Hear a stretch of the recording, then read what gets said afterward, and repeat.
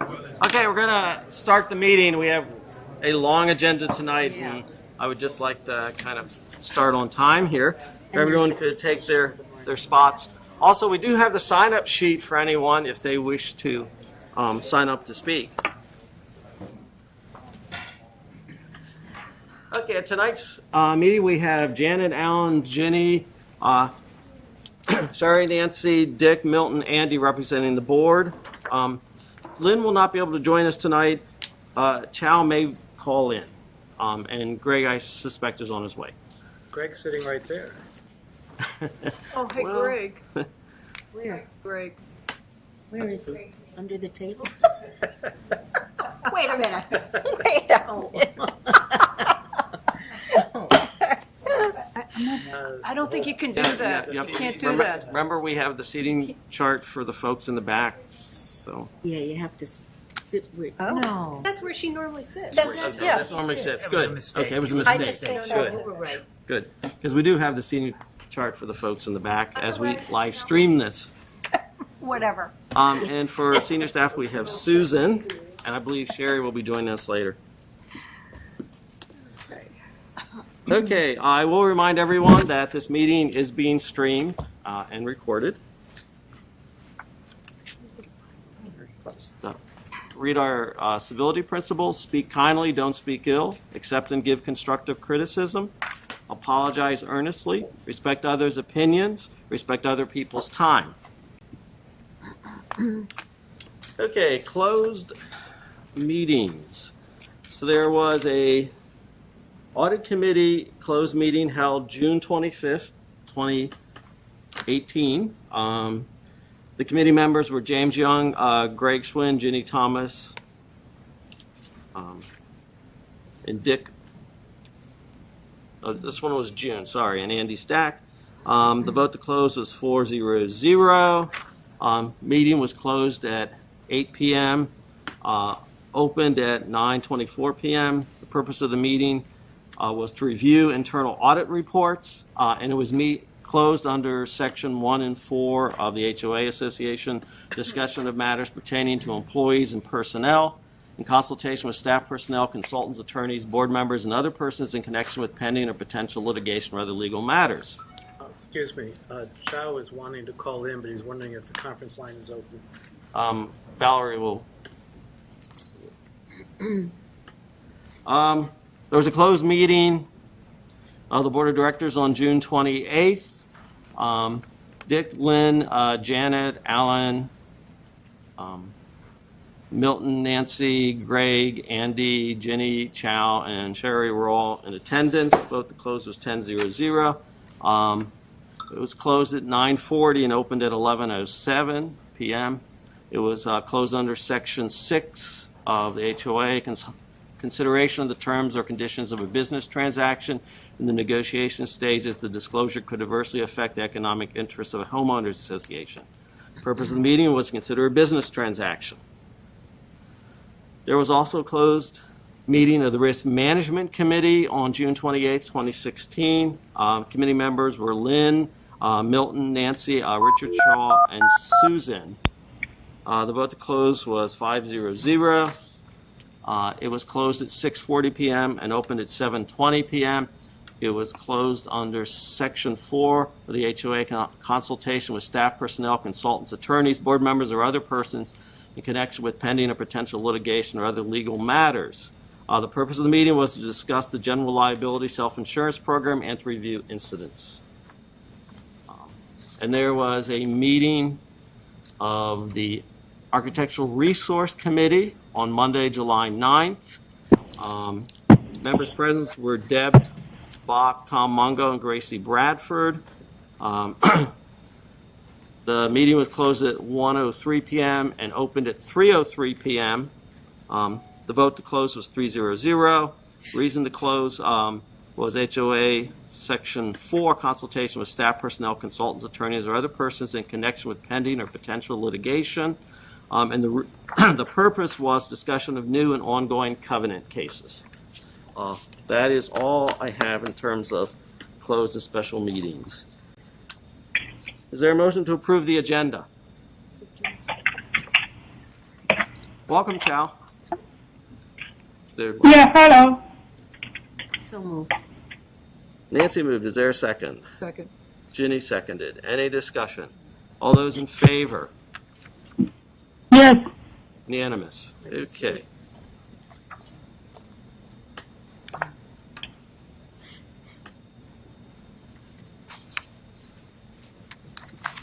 Disclosure of conflicts of interest, none have been disclosed to me. So move on to resident speak out. Just to remind everyone, under our resident speak out, we allow 3 minutes per an individual, 5 minutes per group, and then 2 minutes for response to questions that might be asked. And Dick, our vice chair, has his signs. So, thank you. Okay, we'll just go in order. First up on resident speak out is Chris Olivia. Chris, if you could, just come up and sit at the table, and please make sure you're close enough to the mic so we can pick you up for the recording. Welcome, Chris. Thank you, Andy. Well, not that close. Good evening. My name's Chris Oliva. I'm here with the Guilford Industrial Center. And I hadn't planned on reporting tonight, but I just became aware of a new strip shopping center being planned for Broken Land Parkway across from Lake Elkhorn. And I found out it was considered by the Design Advisory Panel last night. Now, the reason this was not on your development tracker is because how would anyone know? There's no notice requirements. They did put a sign up there because it was required to go before the Design Advisory Panel at the sole discretion of the director. There's nothing in the regulations that requires it to be before that. He thought that he was going to get, some row, so he said, why don't you put it on the Design Advisory Panel, and they did. And he wrote us an email, and he said, well, no one was there. Well, how would anyone be there? Because how would anyone know? I mean, you have to go to the county website, Design Advisory Panel. I mean, I don't think anybody's going there on a regular basis. In any event, the issue is that the developer calls it surplus parking. Well, there's a good reason there's surplus parking. The buildings are 25% vacant. This office park was designed so there would be a buffer between Lake Elkhorn and the residential on the other side of Broken Land Parkway. It wasn't like somebody went out there and said, yeah, let's have all this surplus parking. It's actually not overparked at all. It's 4 spaces per 1,000, which is not, actually that's a little low, okay? In any event, this situation is exactly what I've been advocating on. No one knows about it other than the director through a whim, and I'm not trying to run him down here, but there's no requirement or regulations to do this. And it's a strip center. Columbia was designed as the antidote to strip zoning. And so now what we're going to do is we're going to have a strip shopping center appended to a B office park. It would be much better to do a comprehensive redevelopment of the entire parcel, build new, good office space that are attractive to the current users, incorporate some retail perhaps, that's fine too. But this ad hoc approach, I think, is not proper policy, and it's going to lead to more and more problems and more conflicts. In my report, I have a couple of other things. They mostly speak for themselves. I did want to address the Snowden River widening. They had a breakout project that they said was going to be done this year for the triple lane left turn. That can't be done, obviously, and they're holding another meeting on August 2nd, a public meeting for that widening project. So that really concludes my remarks. Thank you, Chris. Any questions? Alan? I just want to make sure I'm clear. So you're telling me that if I wanted to build something, if I own property, let's say on Snowden, because it's not, even though it's commercial, it's not technically in a village center, I don't have to tell anybody? We have to tell the Department of Planning and Zoning, but no, there's no notice requirement. In fact, it is entirely possible, were it not for the fact that the director suggested to the developer that he put it before the design advisory Then, panel. then what's the planning board for? I thought the planning board was there to make sure that we followed the plan. The site development plan is like a plumbing permit. So it's an administrative act. You know, if you get a plumbing permit at your house, I can't appeal your plumbing permit. I maintain that these are land use matters, and I also maintain that after the structures are built, that it's locked in, and the only way to do it is to amend the PDP. And as you know, I've drafted an amendment, 125L, which would provide for this. And I want to do it right. This is half-assed, if you want to know the truth. And all the development that's been done in the other commercial areas is kind of half-assed. The Midway Business Park, where they want to put the light across from Rustling Leaf on Snowden River Parkway, it's not a good development. It's only got 2.5 parking spaces per 1,000. There's a lot of conflicts in there. And I would prefer to do it right, and I think everyone would be happier. Thank you. Thanks, Chris. Appreciate it. Next up, we have Richard Briggs.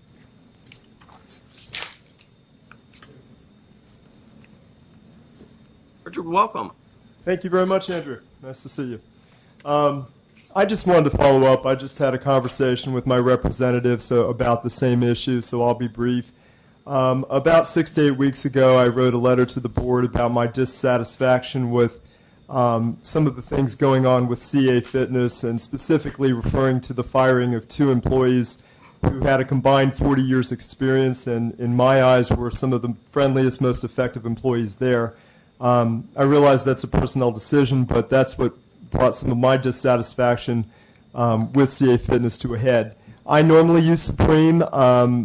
I love Supreme. We belonged for 11 years. We use it a lot. Our kids have grown out of kids space, but when we had kids space, I mean, we really love the facility.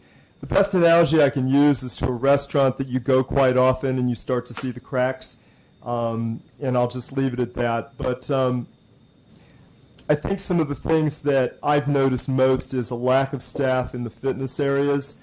Since we've combined with the athletic club, we're about 3 months into it, and we really start to feel it. Some of the people don't clean up the machines after themselves. Some of the people linger on the machines. I avoid the facility in the afternoon because there are too many folks having a phone party on the weight machines, and it's very hard to move around them. There's a sign there that says, please don't do multiple sets, let people work out. You have to ask. It's just difficult.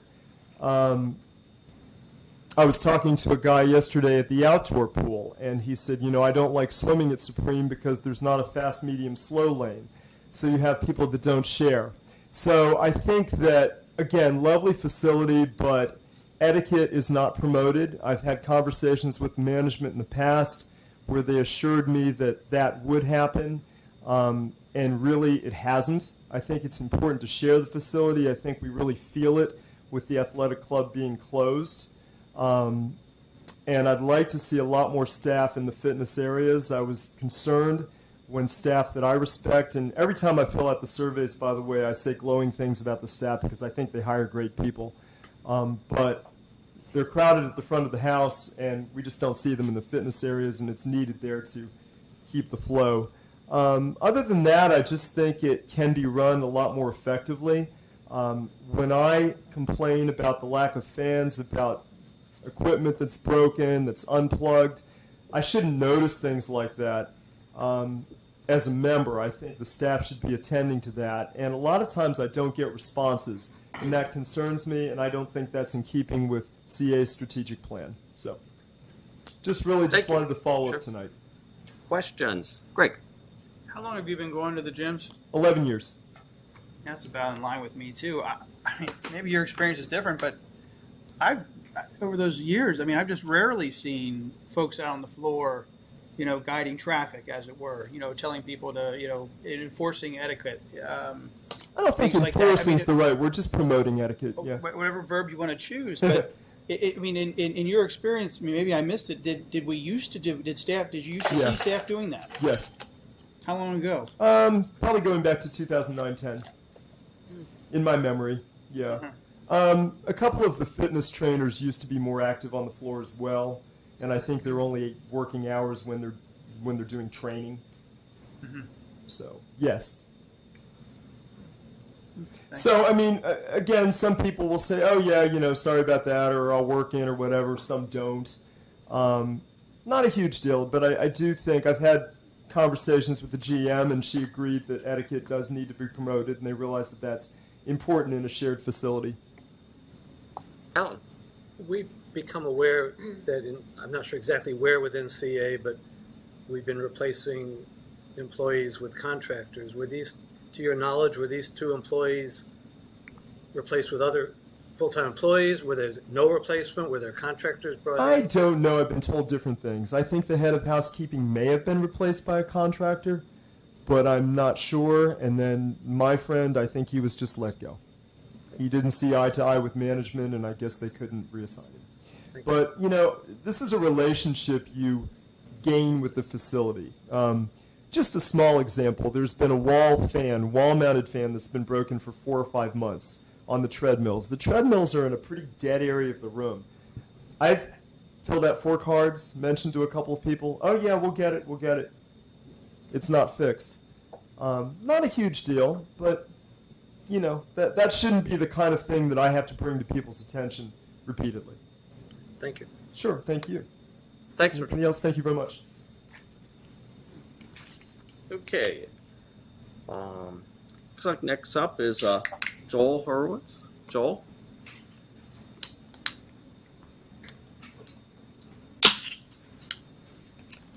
You guys see Chow's trying to call in? Is he there? He called in. He called in. He was on the phone. Welcome, Joel. I guess I share more with Jen Terrasa's position that if you do the easement, it's going to close off dealing with the alternative entrance, which I talked to you about at the previous meeting. I have to admit, I find it a little perverse. Some of the other emails you've gotten that basically they don't want you to do anything, which means they'll keep building where they're building it, and the neighbors will have no pathway. I guess eventually they'll have to come around on that. Which is why I guess I subscribe more to Jen's view. So I assume you're not passing anything because you didn't have the legal stuff this month, so you have another 2 months, I guess, to think about this. Anyway, for those of you who are at meeting, or I took issue with your cross-section that's in the back, that it left out the utility lines, and looking at the packet, the utility lines were missing. RAL assures me that they will not be planting trees right under the utility line. But I found it a little bit interesting that they give a cross-section with everything else and leave out one of the major impediments in the area. If you want to see it, I posted a picture on the Friends of the Guilford Facebook group, or those of you who have computers, go to Bing, they have Street View. Google does not go down that street because apparently they thought it was a park, which is how we got into this place. How much time do I have? 1 minute and 3 seconds. I guess dealing with Chris's comments on development issue, I find interesting the state's almost completed construction of the new spur exit off of 175 to 29. I don't understand how that's an improvement of all the money. We have a clover leaf, they have a spur, because apparently today I see that they're putting in a traffic light on 175 because I didn't understand how it would be safe to cross over from this new exit. So apparently we have another traffic light. So speeding up the traffic to get off of 29 makes it slower on 175. So I'm not sure how much you all pay attention to some of those development issues and things. Thanks, Joel. But maybe we should have. Any questions? Great. Joel, you're talking about these emails going in both directions on the trail. I mean, we've only gotten at least the board. What emails are you referring to? Wayne Davis, I guess, posted the email he sent you. You got that one? I guess that Jen Terrasa had also posted an email Posted it where? on the Friends of the Guilford Historic District Facebook group. Oh, okay. Friends of what? I received emails. Facebook. Friends I of mean, the I've got Guilford Industrial Historic District. Okay. Okay. Thanks. Joe, what exactly can be done? The building, I was there this afternoon, the building is under construction. They've got two 4-story elevator shafts already built. I mean, is there any legal thing that can be done to change the plan at this time? That's why I've been pushing this alternative entrance idea in April. I was hoping to get a discussion and hoping that Sherry had an ear of somebody, or since Jen Trossa apparently wasn't getting anywhere. That's been my concern, and I saw the pictures and the construction, and it seems the door is closing because if you start moving the entrance, they're going to have parking lot issues, and they're going to want to reconfigure their front door. So I'm not sure the developer wants to, even if he could anymore. There are still people who posting, why can't we have it on Guilford Road? I mean, so Well, we did. You're offer- getting a lot of We offered them issues from I just different wondered, people. Is there anything that can be done? Legally, I doubt the county's going to tell you they had the authority to build it and they got an approved plan, as Chris will probably tell you. It was a persuasion thing and how to deal with the fact that you are authorizing the county to build in further down in the floodplain a very long pathway. And the fact that it assumes the state's going to approve it. I didn't know when we get the presentation, are we sure the state's actually going to give the permit for all of this? Thanks, Joel. That's all the names I have on the list. Oh, yes. I had to put my name on and then I crossed it off. You crossed, Jerry? Yeah, I'm sorry. I thought it was crossed off. And I did cross out from Huntington. I was going to Welcome, Jerry. Thank you. I was going to comment on the Patuxent Branch Trail, and I understood that you're not having a vote on it tonight. No, we're not. So, it's just discussion. Could you give us your last name? I mean, It's Eukerman. Eukerman. Okay, yeah. It was crossed out. That's Yeah, why. it's an unusual name too. But just because I think I can address some of the comments that were just made by Joel. The developer informs us he is still interested in getting Guilford Road access for this property. The thing is that I'll read. This is an email that he sent this past Sunday evening to Wayne Davis. I was copied on it, and it's Eugene Baverne is the developer. He says, what I've been trying to yell from the top of the mountain since this issue was raised is that, one, we would prefer to have the entrance elsewhere, in particular off of Guilford Road. However, two, neither we nor our engineers see a way to do this given the site constraints. And he offered in this email that if the people in the community had their own engineer to look at this, to come up with an alternative plan, had their own engineer to look at this, he would be willing to share the cost of having them review it to determine if Guilford Road access is a possibility. So that was an offer that was just made, and we're trying to figure out who might be able to review it for us, and also how we would fund our portion. So it is still something that he's interested in. Thank you, Jerry. Jenny. I'm not clear. First, you said he seems to believe there might be some site problems. If with direct access off Guilford. Right. All right, but then you're saying that he'd be willing to help fund consultants looking at it. If he's willing, why doesn't he just go do it if he wants that? Well, he says basically his people say that given the site constraints, it can't be done. What? It can't be done given the site constraints, but that if we had somebody who said something differently, he'd be willing to listen to it. Well, what I'm not getting is months ago, if he wanted to do this, he should have done it. Now he's already building. It sounds, is he playing games here? We're trying to pretend he's trying to work with the community and in fact just goes ahead and builds. Because, you know, if he's saying, his people say the site problems.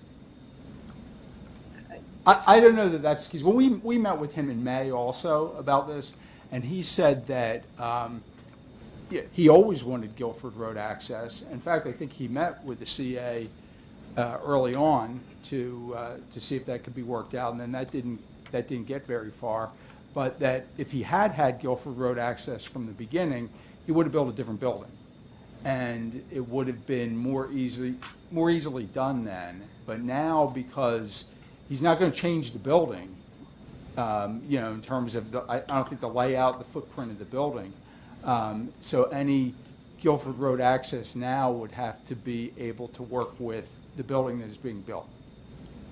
Is that, one last question, That's my understanding. is that realistic? That's what we, you know, I don't know. You know, the thing. I'm just trying to figure out what's going on here. From my point of view, and I think a lot of us in the community, is that we hear these reasons why Guilford Road access is not achievable, but we've never been invited to attend any of the technical meetings where it's discussed. And like I've heard a few explanations. One is that there's a steep grade, and I do think the grade with the existing building, the part of Guilford Road right next to the building there's not enough distance to go straight down it. But next to that is still part of the CA property. You could come down there and have a grade of, based on the elevations on the drawings I see, it's like 5%. And according to the Howard County Design Manual for driveways, you can have a 10% maximum grade. So it seems like that the grade issue can be overcome with access over the adjacent part of the CA's property directly from Guilford Road. And then another thing, they'll say, well, you know, some of it affects the floodplain, but then in the meantime, they're talking about putting a new 10-foot strip of asphalt in the floodplain. They're going to widen Old Guilford Road that's in the floodplain. There's a lot of work that is being done in the floodplain under the existing plans, but they'll say any other proposal that seems like the people who want to see Guilford Road access happen, it's somehow the fact that it impacts the floodplain is something that prevents it from being done. So I don't really understand that. One last question while you're talking about it. If there were another way of getting into the project directly off Guilford, is there any, how would you analyze where the existing road is that goes into the property now?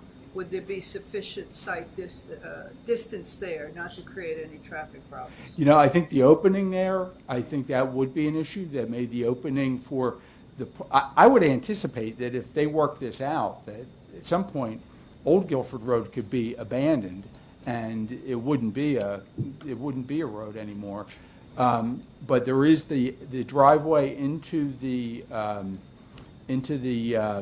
like the parking area, and also for Old Guilford Road that comes in there, that according to the design manual, Guilford Road's a major collector, and I think you have to have 250 feet between entranceways on a major collector, so you would have to move that entranceway down to the other side of the parking lot.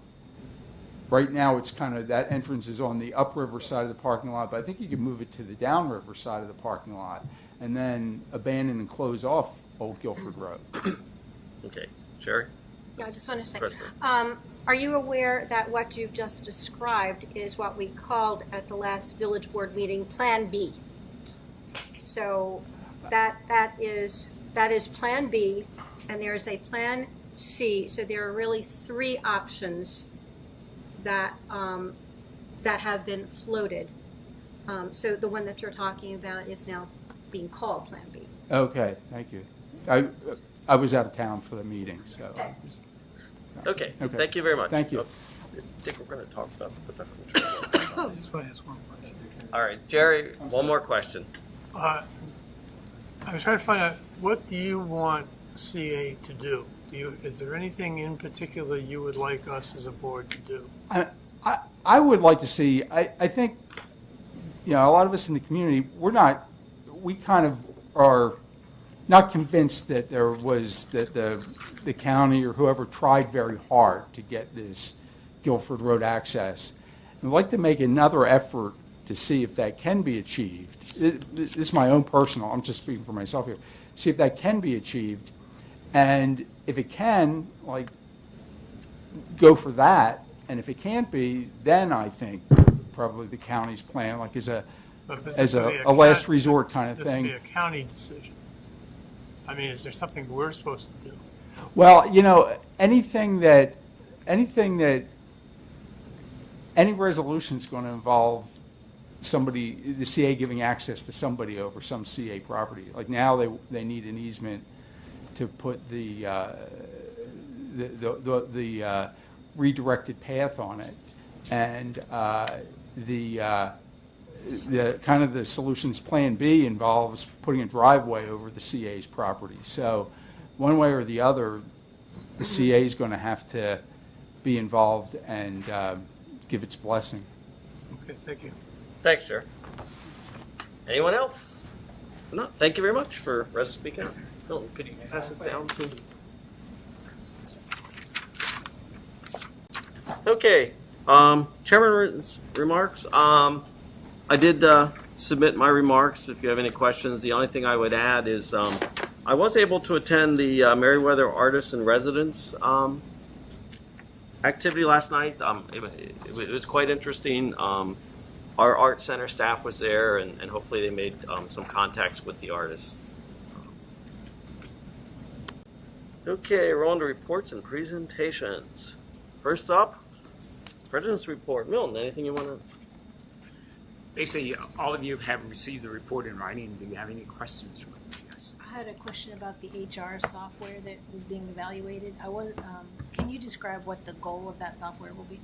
Susan is working very closely with it, and she can do it. So the goal is to replace the timekeeping system that we currently have, to move to a paperless pay process, and to automate the HR functions that are currently manual now, and to have that be integrated with payroll and related functions. So it's a comprehensive HRIS application that will most likely have to be implemented in phases because of the magnitude of it. But that's the goal. And what kind of criteria?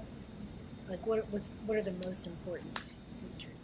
The most important features is that it would be cloud-based, so software as a service, and that it would integrate easily and well with the financial system, and that the security would be robust and strong. And other than that, it's evaluating various levels of functionality among the vendors.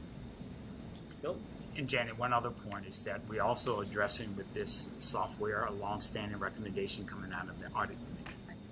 That's the timekeeping piece. Great. Yeah, thanks. There's a little statement there on pickleball. I keep getting bombarded by the pickleballers. Very Don't stand in their way. Very aggressive group. I'm married to one of them. I know what you mean. Does staff have, or can staff quickly, I don't mean quickly, I mean easily put together like a one-pager on what we offer in the world of pickleball, and either what we offer now and what's coming online in the near future that we can provide the community, saying here's what we're doing on pickleball? Yes, we can provide that. In addition to, and Dan, I'm pretty sure we can get, one of the things that, speaking for me, that we're concerned with pickleball, we want to offer it, but we don't want to duplicate what the county is also providing. All of a sudden, we have this proliferation of pickleball courts. Right. So yes, we can provide you with what we're offering, what we have on the operating presently, and what we plan to convert or make available. Yes. On yesterday. Did you already do this? Sent out an email announcing the grand opening of the pickleball courts that outlines all of our programming and upcoming programming. Could you send it to the board, please? I will forward it to the board. Thank you very much. Okay, you mentioned the projects, Milton, in the President's Report: Athletic Club, Swim Center, Sports Center. I think those are our major construction projects going on right now. And just generally, don't need the details. I think Dennis has a link to at least one of them. We can go in and see every brick that gets laid. But just generally, are they on time and on budget? I mean, generally, are they progressing as planned?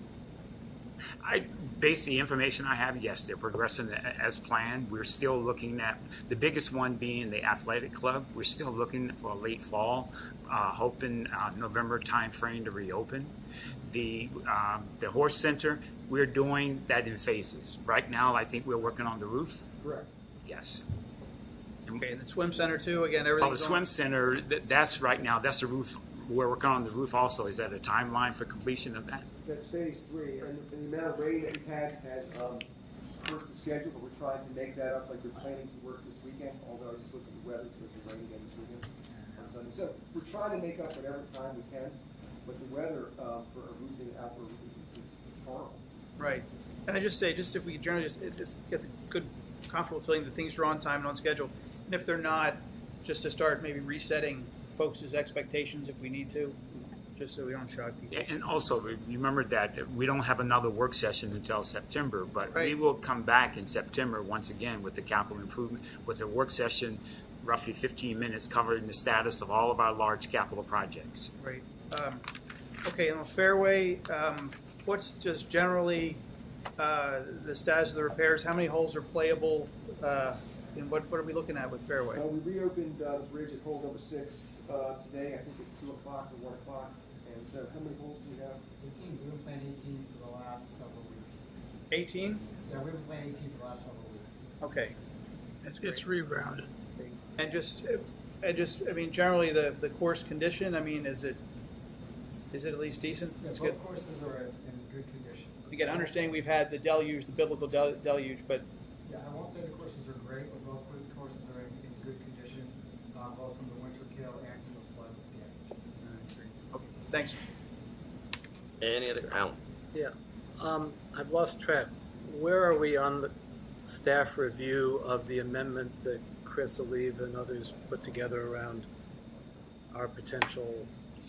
I've asked Sherry, those amendments, well, those covenants in the Guilford Industrial Park was part of their total package of the 40 plus different covenants. Sherry's presently reviewing those, and we're looking at an October time frame to come back to the board.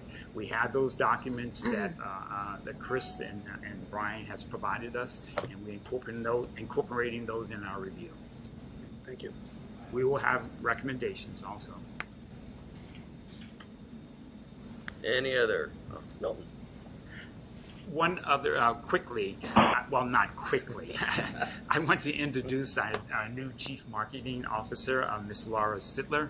Laura, well, the board members know I sent you an email roughly 2 weeks ago. But Laura, please, if you want to share any comments. I'm very excited to have Laura here. She brings a very extensive background looking at what we want to do and going forward when it comes to communications and marketing and just the organization and the community in general. She's definitely going to be an asset. So I have high expectations, but we've talked about that. Well, thank you, Wilson. Laura, could you just sit at the table into the mic just so? Sure. But thank you and welcome. Thank you very much. So good evening, everyone. Again, as Milton said, my name is Laura Sittler, and I just joined this week, so I'm on day 4. My passion and my career history has been in marketing and strategy and leading professional teams.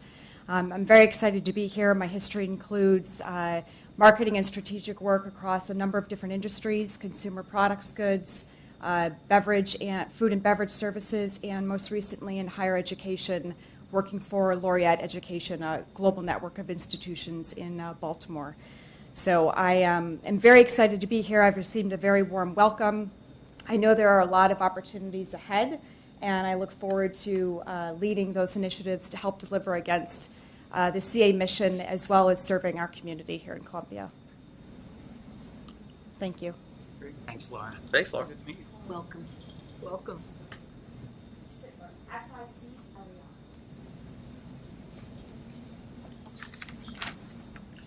That's all I have.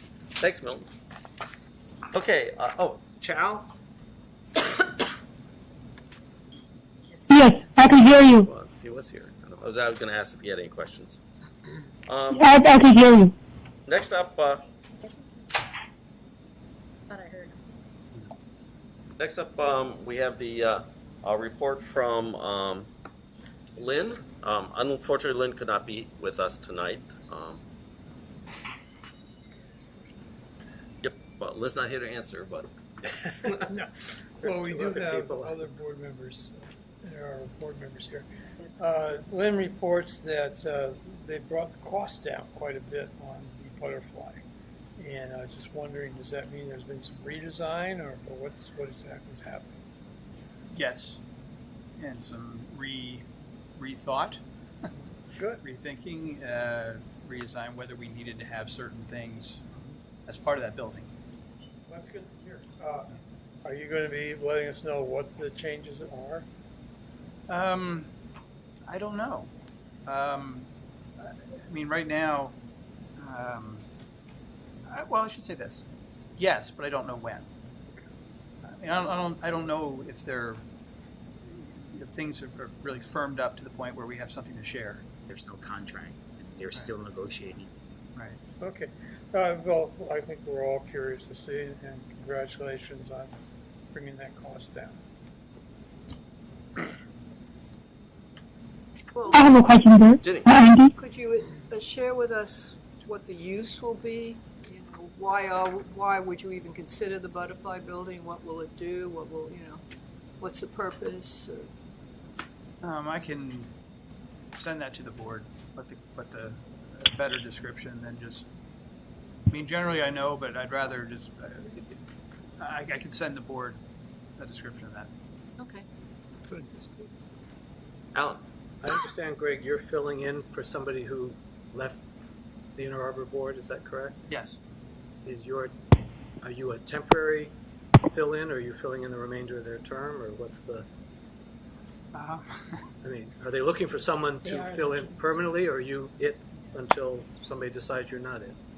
Well, I mean, yes, we are looking for someone, and the expectation is at some point that chair will be filled, and I will be on my way.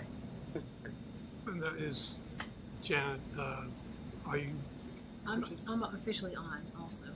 You are officially. Okay, good, great.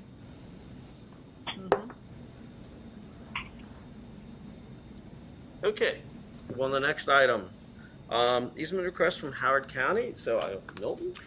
Yes, what we have tonight is for discussion with the board, an easement request from Howard County government related to the Patuxent Branch Trail and Guilford Road. Dennis has a few slides he wants to walk us through, and then we have representative from Howard County government that will be also have some share some insights with us. So, Dennis? yeah, just before, just remind the board, okay, this is for discussion. Okay, so any vote would occur in September or, October. yeah. So this is just for discussion. So, Dennis? Okay, so the board has seen these slides. The general area where the Patuxent Trail easement is located is in the southeast corner of Columbia. A closer view shows Guilford Road and shows the, I would say proposed, but the self-storage that's in process right now. And then finally, this shows the property ownership, which is a little, which is interesting in this case, because there are some parcels that are owned by CA. There is a parcel that's owned by the Columbia Mall, and I remember this came up last time because somebody said, I don't see the Columbia Mall. And there is the private parcel where the storage unit is going. It's also interesting. Can you point to those? Yes, so this is the Columbia Mall. This. Outlet, isn't it? Well, the ownership is the Columbia Mall. You're right. It's not. You're right. It's a good point. This piece here is the where am I? This is CA open space. This is CA open space here. This is the public road. This is the Patuxent Trail, branch trail coming through here, and then picking back up. So people walked on the roadway as a connector between these two sections of the Patuxent Trail. The green, I get that all that's in green means CA ownership. Is the land in a field? Is it different things? Well, some of it's floodplain. There's the river right here, and some of it is turf, but most of it is wooded. Wooded. Yes. So trees. Sorry. Yeah, I just would like to talk just for a second about what you're seeing here that looks green.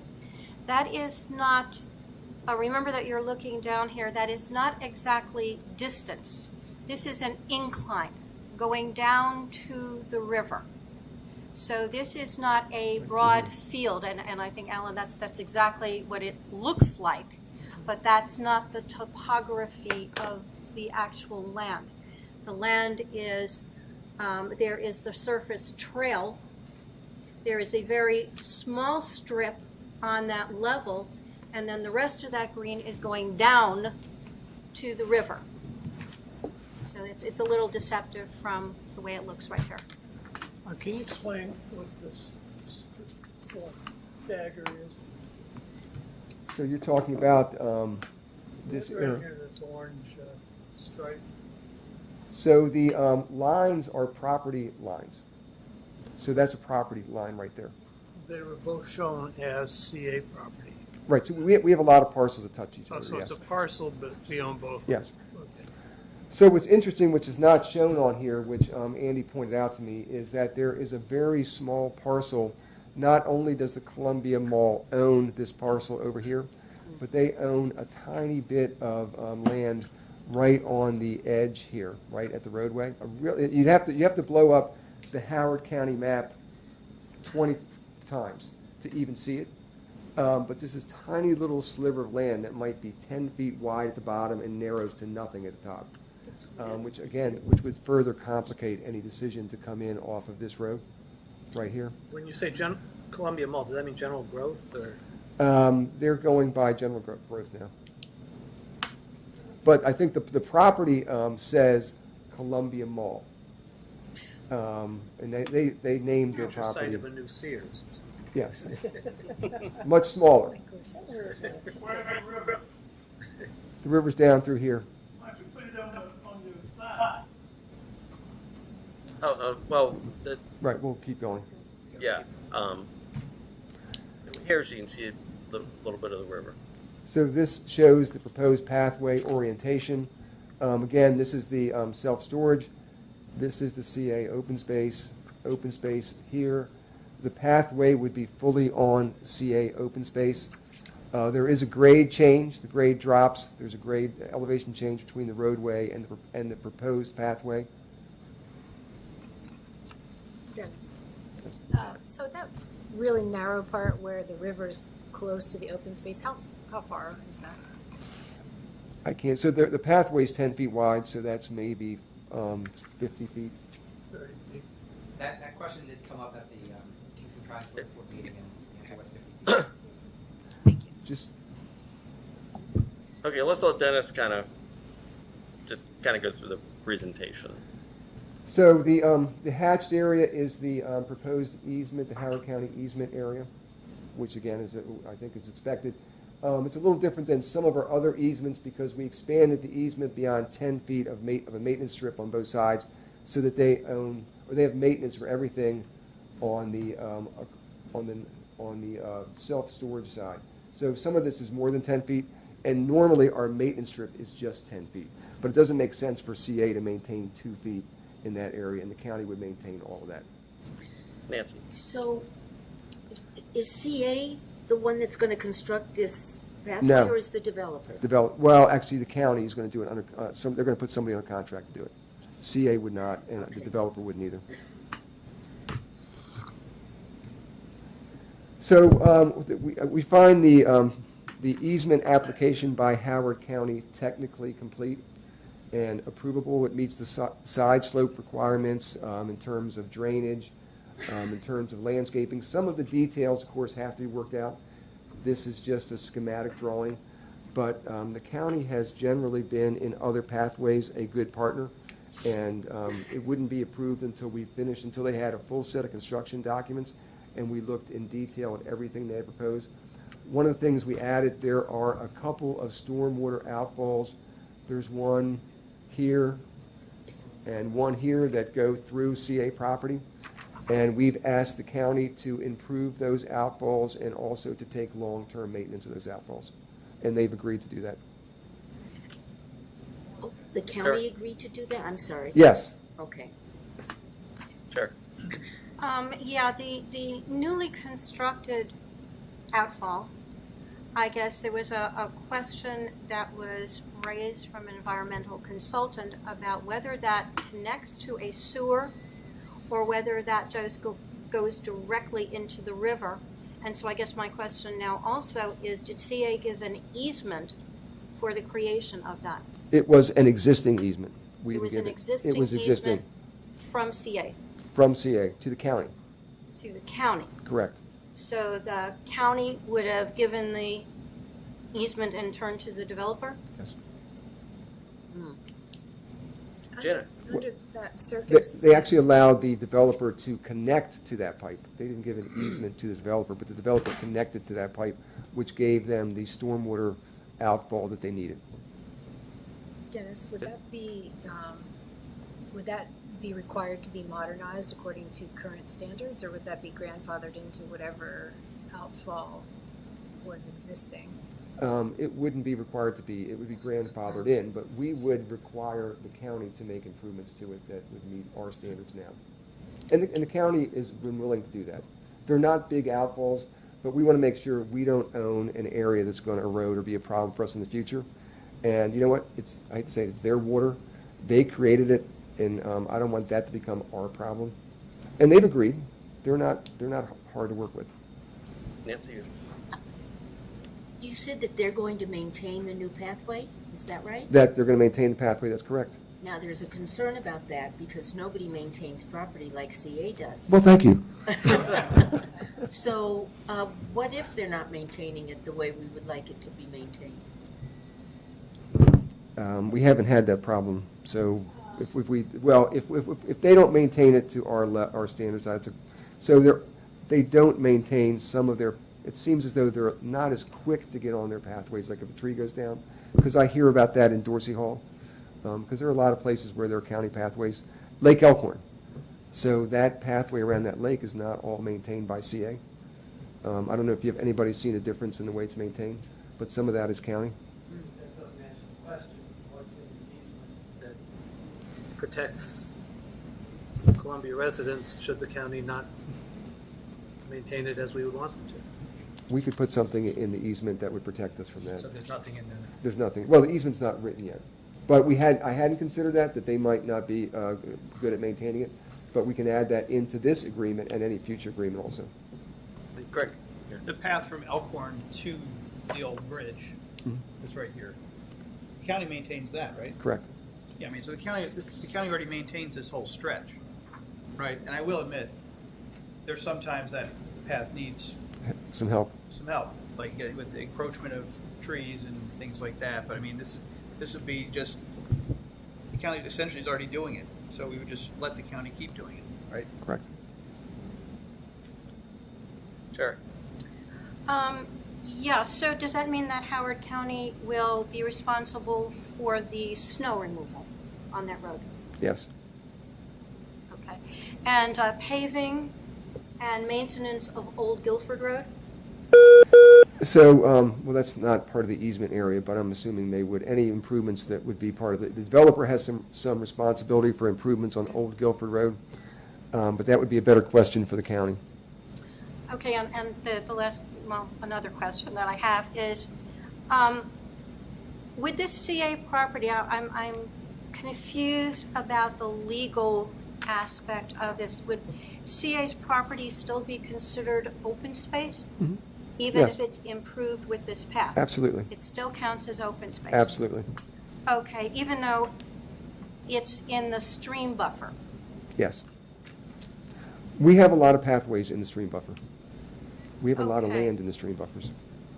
Okay. And has there been any talk about the easement? Looking at the change in this plan, this is not the same plan that was presented originally to the board or to the village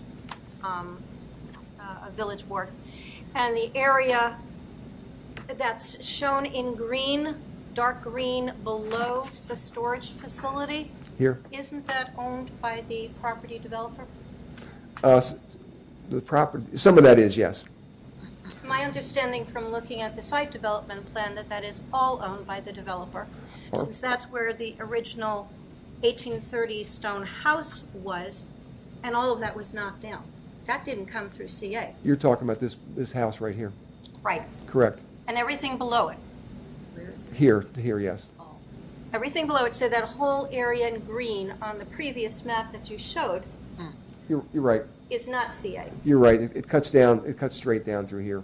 This is wooded and feels like open space, but you're right. It's owned by the developer. Okay, I just want to make that clear because that is an area that can be looked at in terms of other options. It looks like it's all CA. The issue there is floodplain. And so much of this is in the floodplain, and the Maryland Department of the Environment has all kinds of regulations about floodplain, about permitting for stream buffers, all kinds of requirements of that kind. In fact, when they were talking about this, there are several additional things that the county would have to do, and that CA, I guess, would have to do as well, in order to get the permits to be able to do any of this. Is that correct? The pathway? Yeah. The permitting would be up to the county. So I'm not sure what they would be required to do for that permit, but that's fully on them. CA wouldn't have any part of that. Okay. All right. I'll hold the rest of my questions. Okay, Greg, and I have a question then too. Oh, well, go ahead. I've been. So you also said you wanted to revise the side slopes from 2 to 1 to 3 to 1. Mm-hmm. Did county, agree to that? Is that? Yes. Okay. Just responding to Shari, I'm concerned about the floodplain and everything else, but on the other hand, I know this trail. I'm going all the way from Elkhorn past here down to Boltmerhausen Road.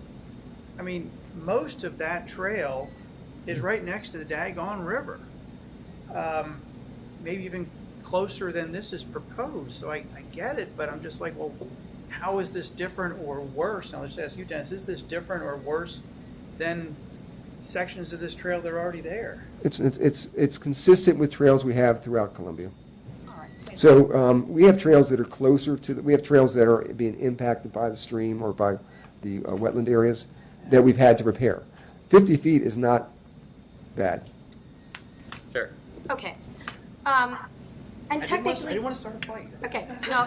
Well, see, this is exactly what the community is talking about because we have not been getting the technical information, nor has the village been getting the technical information. So this is what we're struggling with. I've been out on that road, I don't know how many times during the winter, summer, and in the rain over the last couple of days to look at the level of the river. When you're talking about putting in that path with the new proposal, it's not just the feet. They're talking about a drop from 1.5 feet to 4.5 feet from where the road is right now. Mm-hmm. So it's going to drop down, and it's going to go way down along where the river bank is. Now, I was just out there yesterday. The water, even when it wasn't raining, was up to the river bank. So when our board first looked at this in September, we said, and I'll put it to you now, why not build above rather than knowing that you're actually sending people on bikes and dogs and kids, you're sending them down to an area, and then they have to come up a little bit further down because there isn't enough room there to do a parallel. The way it looks from the map here, it looks like you've got the road here, and right next door to it, you're putting in the parallel trail. But that's not the way the topography of the land works. It goes down. Here it is right here. And where those trees, where that big tree is shown on the far edge where the bikers are, all of those trees that are currently there now will have to be knocked down in order to get the dirt to level off right next to the riverbank. I asked whether there would be riprap that would be put in there because we've had to deal with this so much in terms of putting in boulders, and I was told no. The boulders that are going to go in are going to go into that median area right here with some tall grasses. but that's not next to the river. So this is different from anything that CA has done before. We have not done anything like this before. So if you're asking if that pathway is going to be underwater in a storm, in Yeah. some storms, it is. And we have other pathways that are underwater in storms, not a few. All right, so I'm going to ask you one more question. Given the recent effects of the heavy rains and the flooding, Mhm. and given what we've seen with Ellicott City 2 and flooding, and the debris removal and the addition of maintenance required on Lake Kidd and the golf courses, what will be the estimated cost to CA to accept this section of path? Right now, the Patuxent Branch Trail is the county. It's on the county's property. This is going to be on our property. So what was the cost of cleanup, for example, around Lake Kidd? I don't have it. It's thousands. It's certainly thousands of dollars. But that cleanup effort here would go to the county. The county has maintenance responsibilities here. At Lake Kidd, it's all ours. But it was thousands of dollars to clean up after the storm. So if we had a big storm and some stuff washed up or there was mud on that pathway, the county would be responsible for that. CA wouldn't be responsible for that. Okay, so what would CA be, when you talked about extending the distance, what would CA be responsible for? Nothing. We wouldn't have any responsibility from the riverside of that 10-foot maintenance strip all the way to the roadway. We would have no responsibility. It would all be on the county. It's not that much more land. 10 feet becomes 14 feet. It's not a huge increase, but it doesn't make sense for us to own 4 feet and then to have. Okay, have you talked at all with the county about putting in impervious surface as a condition of the easement? Impervious or pervious? I mean pervious, sorry, pervious surface, because when I looked at what this new plan was, what's currently there, what the first plan proposed was, you're talking about almost a 65% increase in impervious surface. So is it possible to get pervious surface? It is possible to get pervious paving there, but the soils probably don't aren't well suited for pervious paving.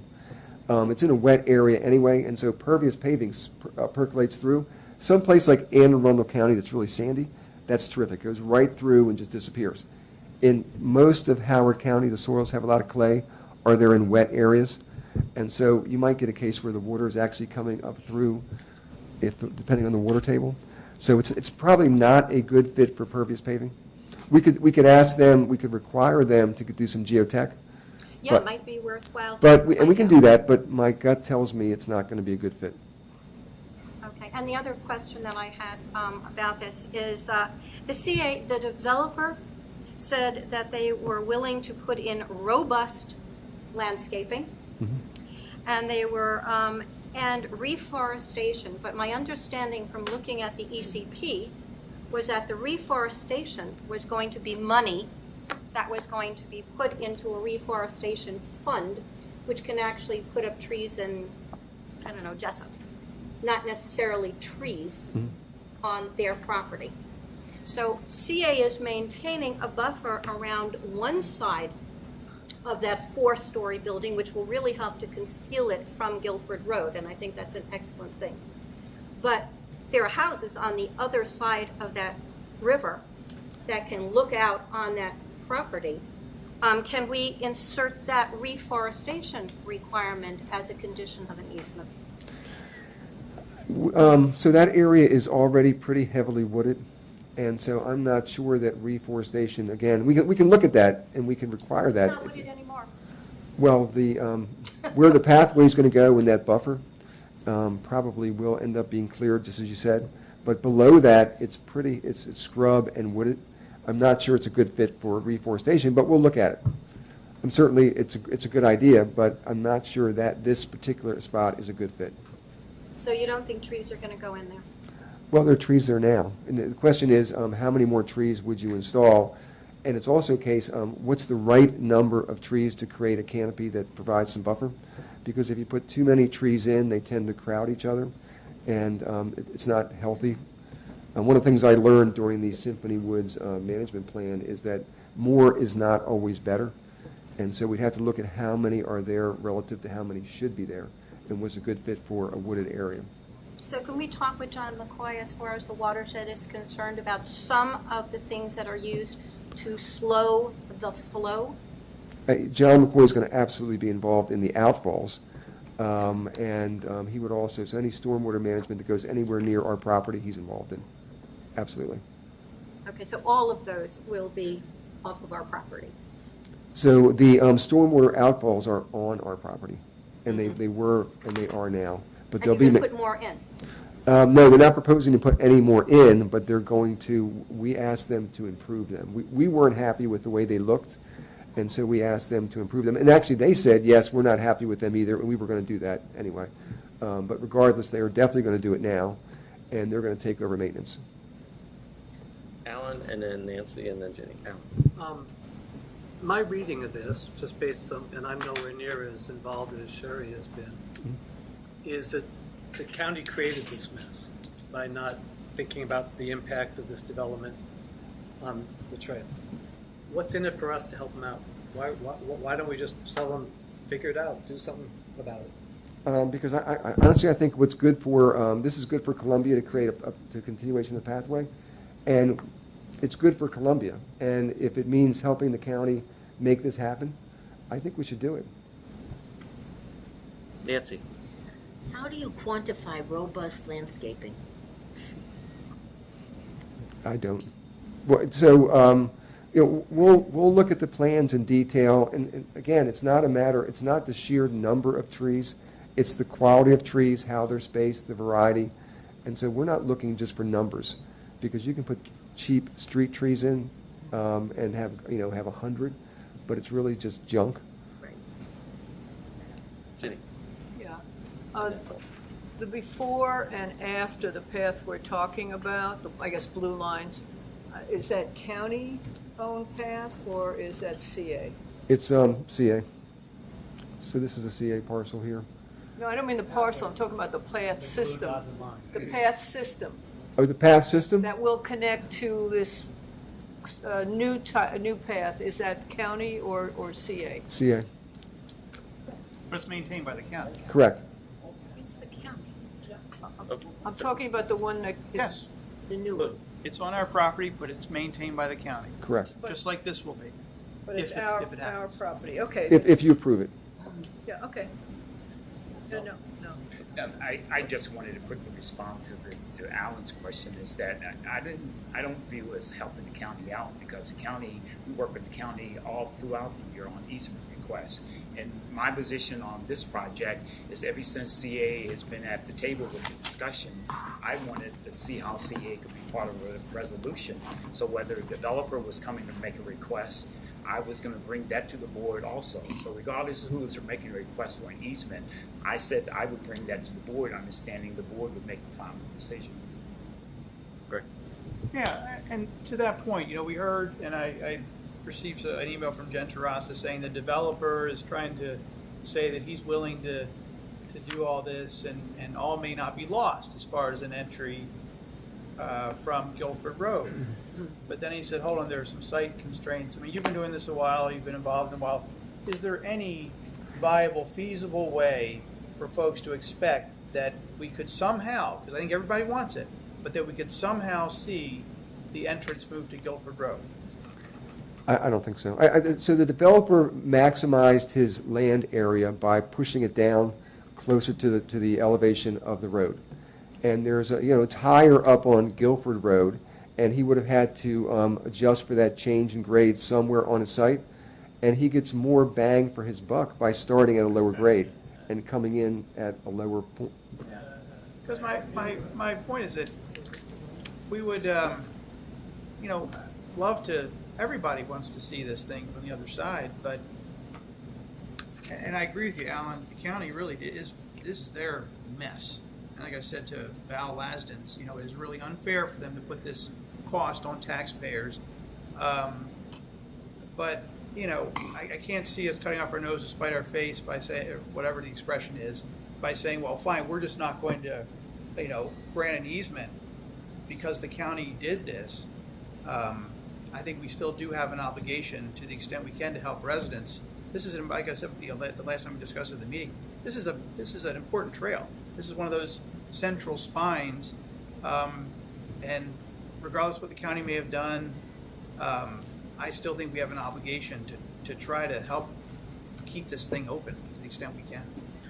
Extracting I was something from the county. Jerry, I was going to bring up David then at some point, the county. Yeah, okay. I just want to say that, Dennis, you were not at the last meeting at the King's Contrivance Village Board when the county presented this plan. But are you aware that the conclusion of that meeting, the consensus that our chair, Barb Seeley, reached, and along with the rest of the King's Contrivance Board, that she asked that Howard County officials look seriously at Plan B and Plan C, do measurements, get data, and get back to the King's Contrivance Board with that information. No actual study has been done about any of these other options. And I'd like to reiterate something that came up at that meeting. We are not asking the county to do a study for the developer. The developer has his own people. We are asking the county to look at these other alternatives, especially coming down that entrance to the Patuxent Branch Trail, that entryway on Old Guilford Road where you can simply swing into the developer's property. It is not a heavy grade. It may require a little bit of widening of that road, especially if the developer is talking about 18-wheelers coming into that property, or large trucks of any kind. But the community and the board wanted to see some information. I think that the county has made a very good effort to hear some of our concerns about safety. They've changed this plan a lot from the first one, which had people and trucks walking right next to each other with little cones separating them, and clearly that was understood that that wasn't going to work. But is this, in fact, the best option? We don't know.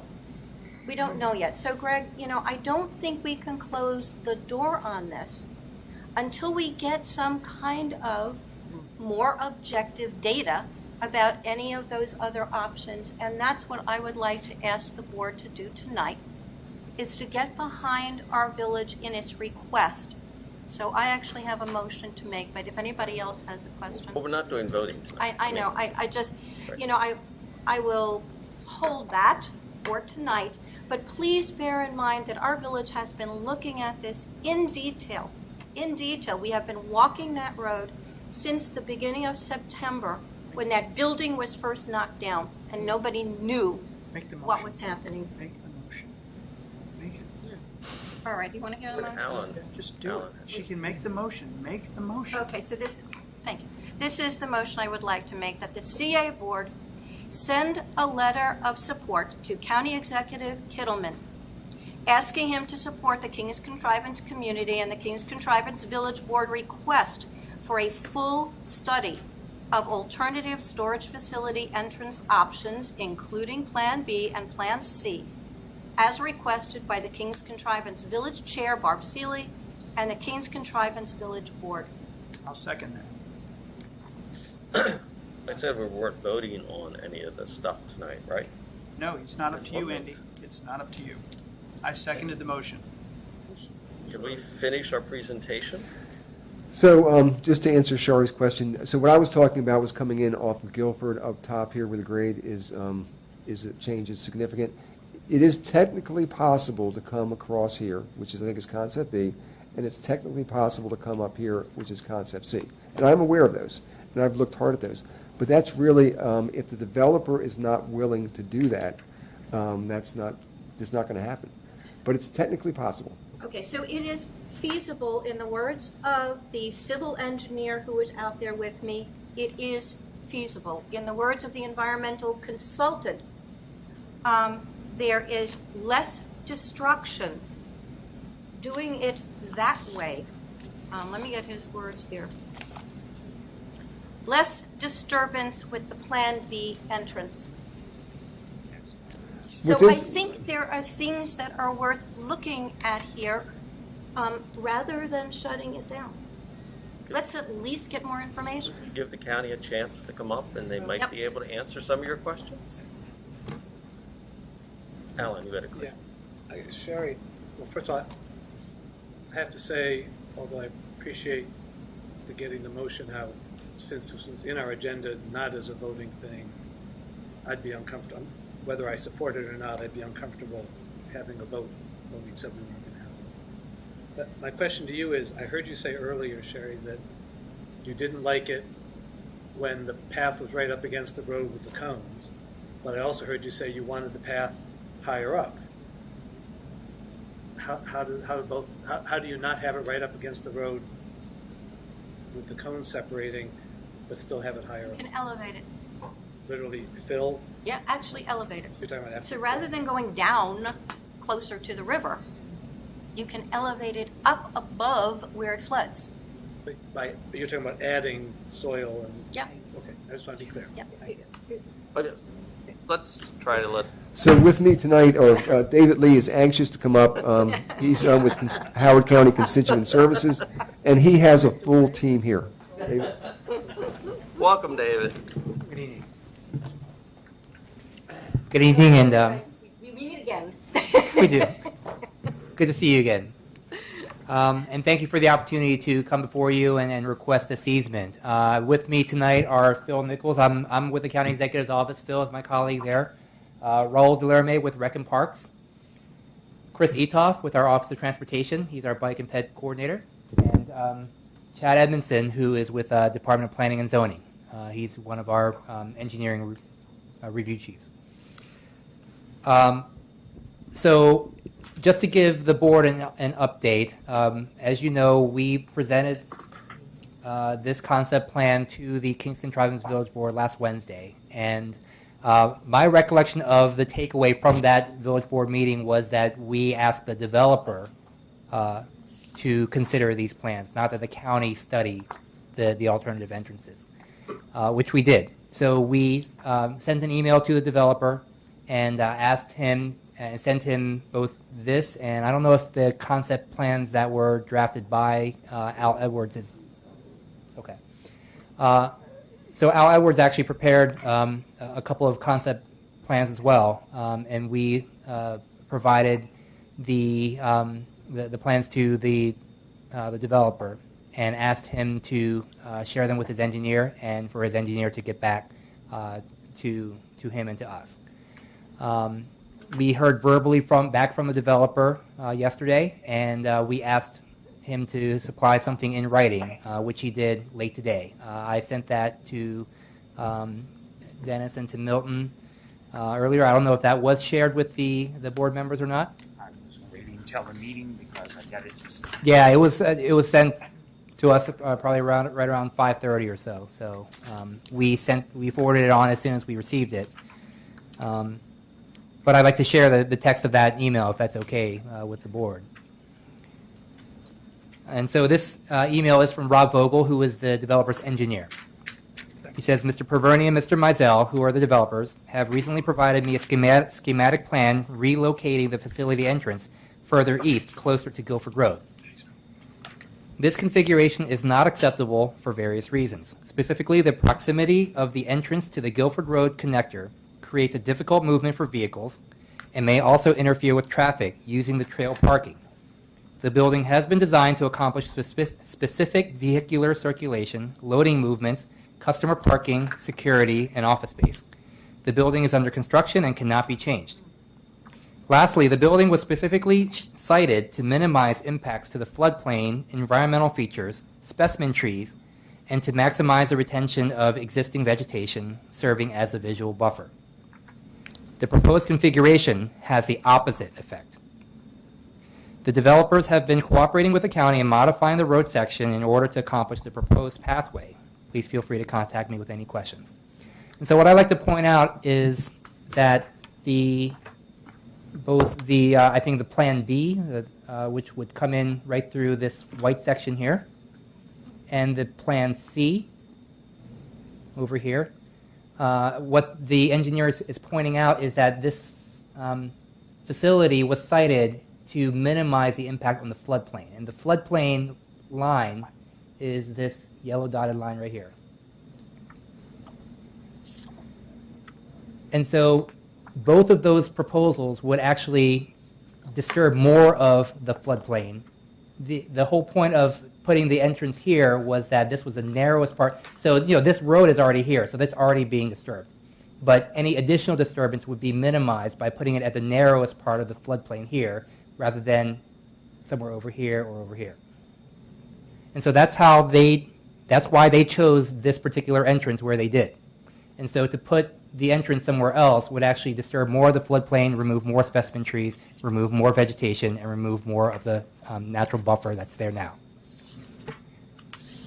So we believe that this email is a very definitive answer from the developer that they have explored the proposed alternative entrances and that they've determined that it's not feasible. And so with that information, we are here tonight. We were actually prepared to not come and to ask to be removed from the agenda if we didn't receive that information from the developer. But I think having a very definitive answer from them that they believe that the entrance that has already been designed is the way that they need to go, we are here asking for the easement from CA.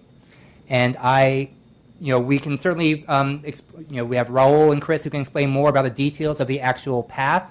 But I'm happy to answer any questions now, or we can wait until everyone has done presenting and answer any questions at the end. Okay, so I have a question for you, David. Sure. So, I know I think I remember you saying at the meeting, and I know at a briefing we had with county officials a couple weeks ago, private property has a right to access public roads. And you can't, the county in particular, can't simply landlock a parcel of land. So I know we're talking a lot about this site, but I looked real closely at the maps, and there's another parcel of land, the one that's owned by GGP.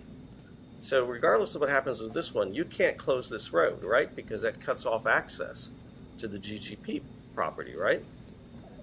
Yes, that's correct. Right, so the road has to stay. Columbia Mall. The Columbia Mall. Well, it's That would be this GGP, parcel, yeah. this parcel right here. Yeah. Okay, so you have to keep the road. All right, I just wanted to make sure. All right, I think Greg had his hand up I first. feel like I'm on Jeopardy. No, what's a Family Feud?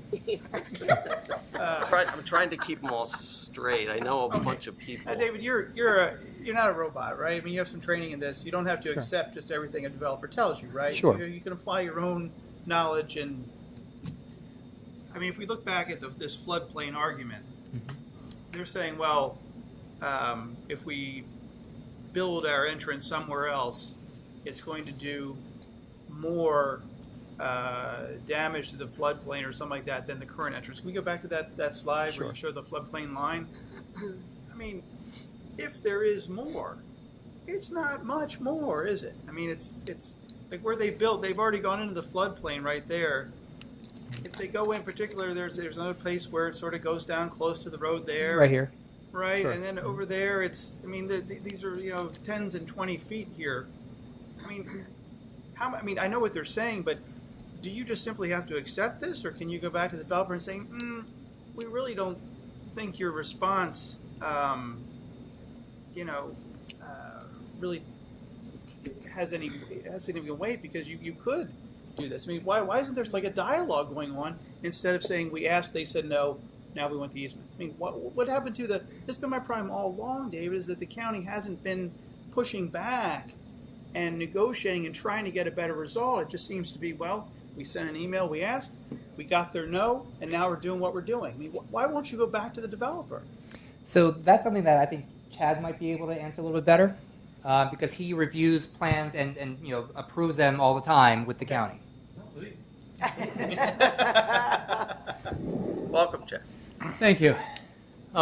We have had those discussions, When we evaluate plans, we're not the final say on the floodplains. They have to go to the state and talk to MDE.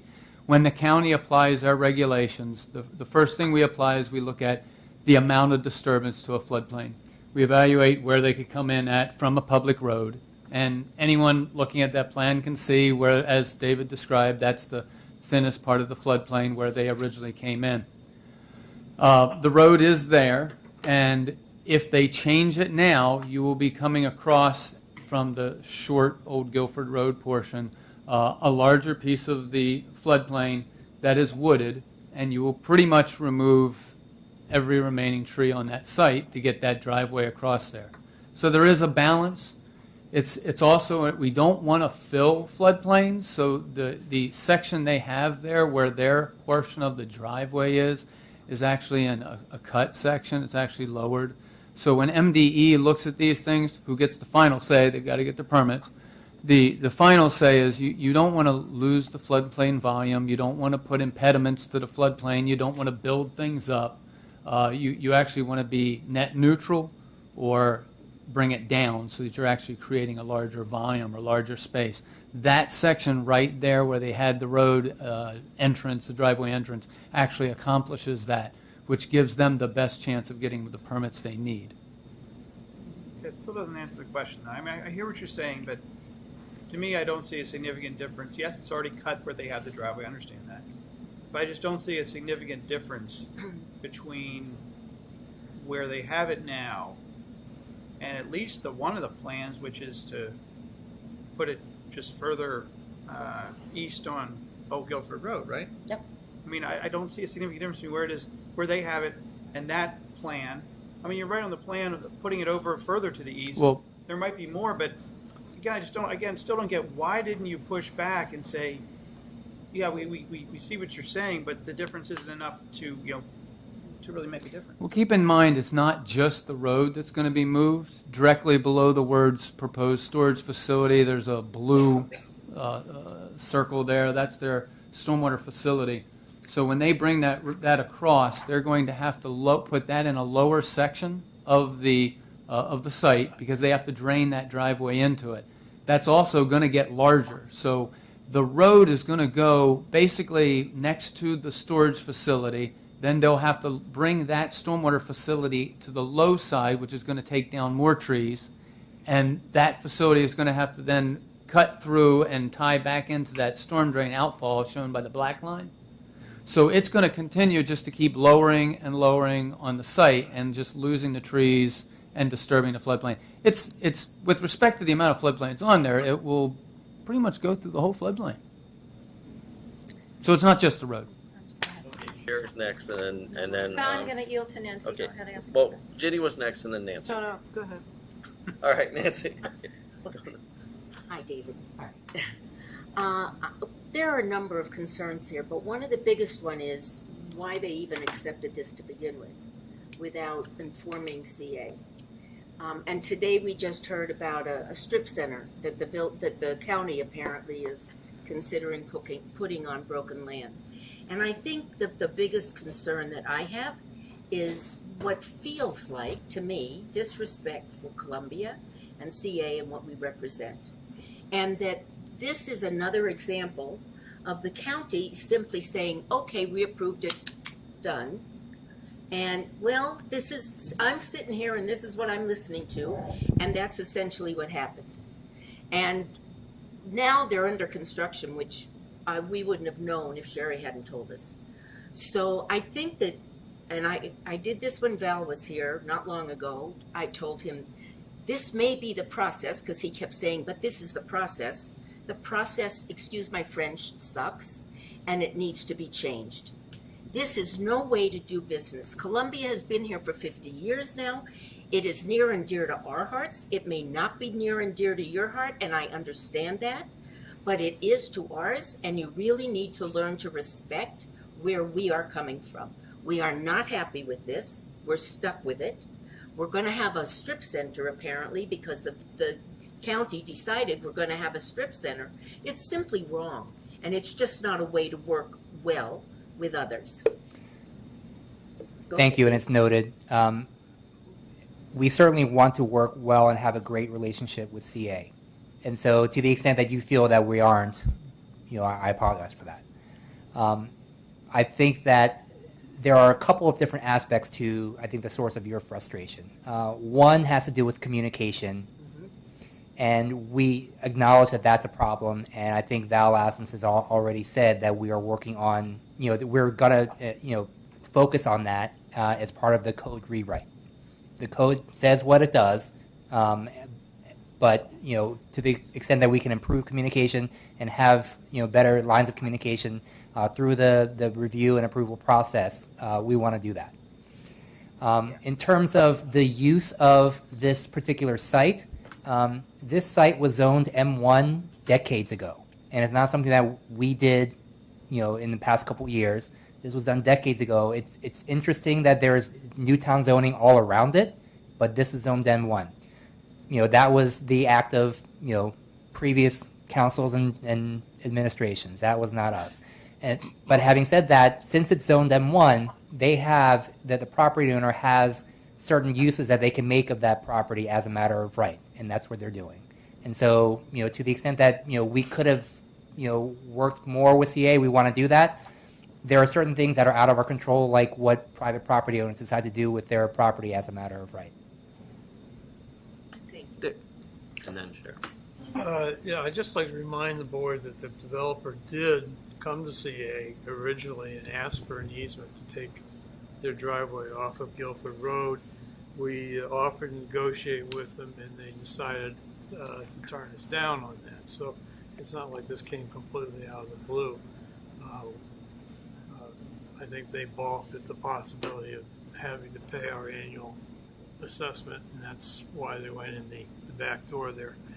One of the issues that Sherry raises is that this new pathway is going to be lower, closer to the river than the road itself.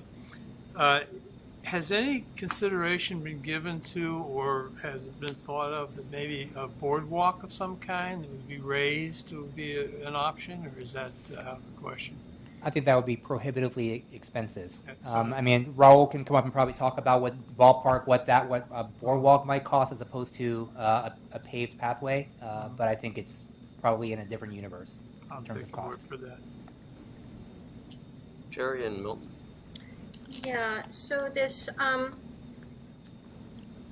email of Vogel, this is Vogel Engineering? Yes. And has Vogel Engineering been the engineering firm from the very beginning working with this developer? As far as I know. All right, so there's nothing different or new here. This is basically what Vogel Engineering has been saying since September. I have been in 7 meetings.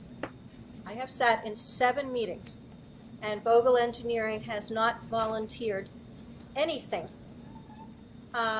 Anything any different, anything, any kind of flexibility, did not point out that those bioretention ponds can be moved on the property.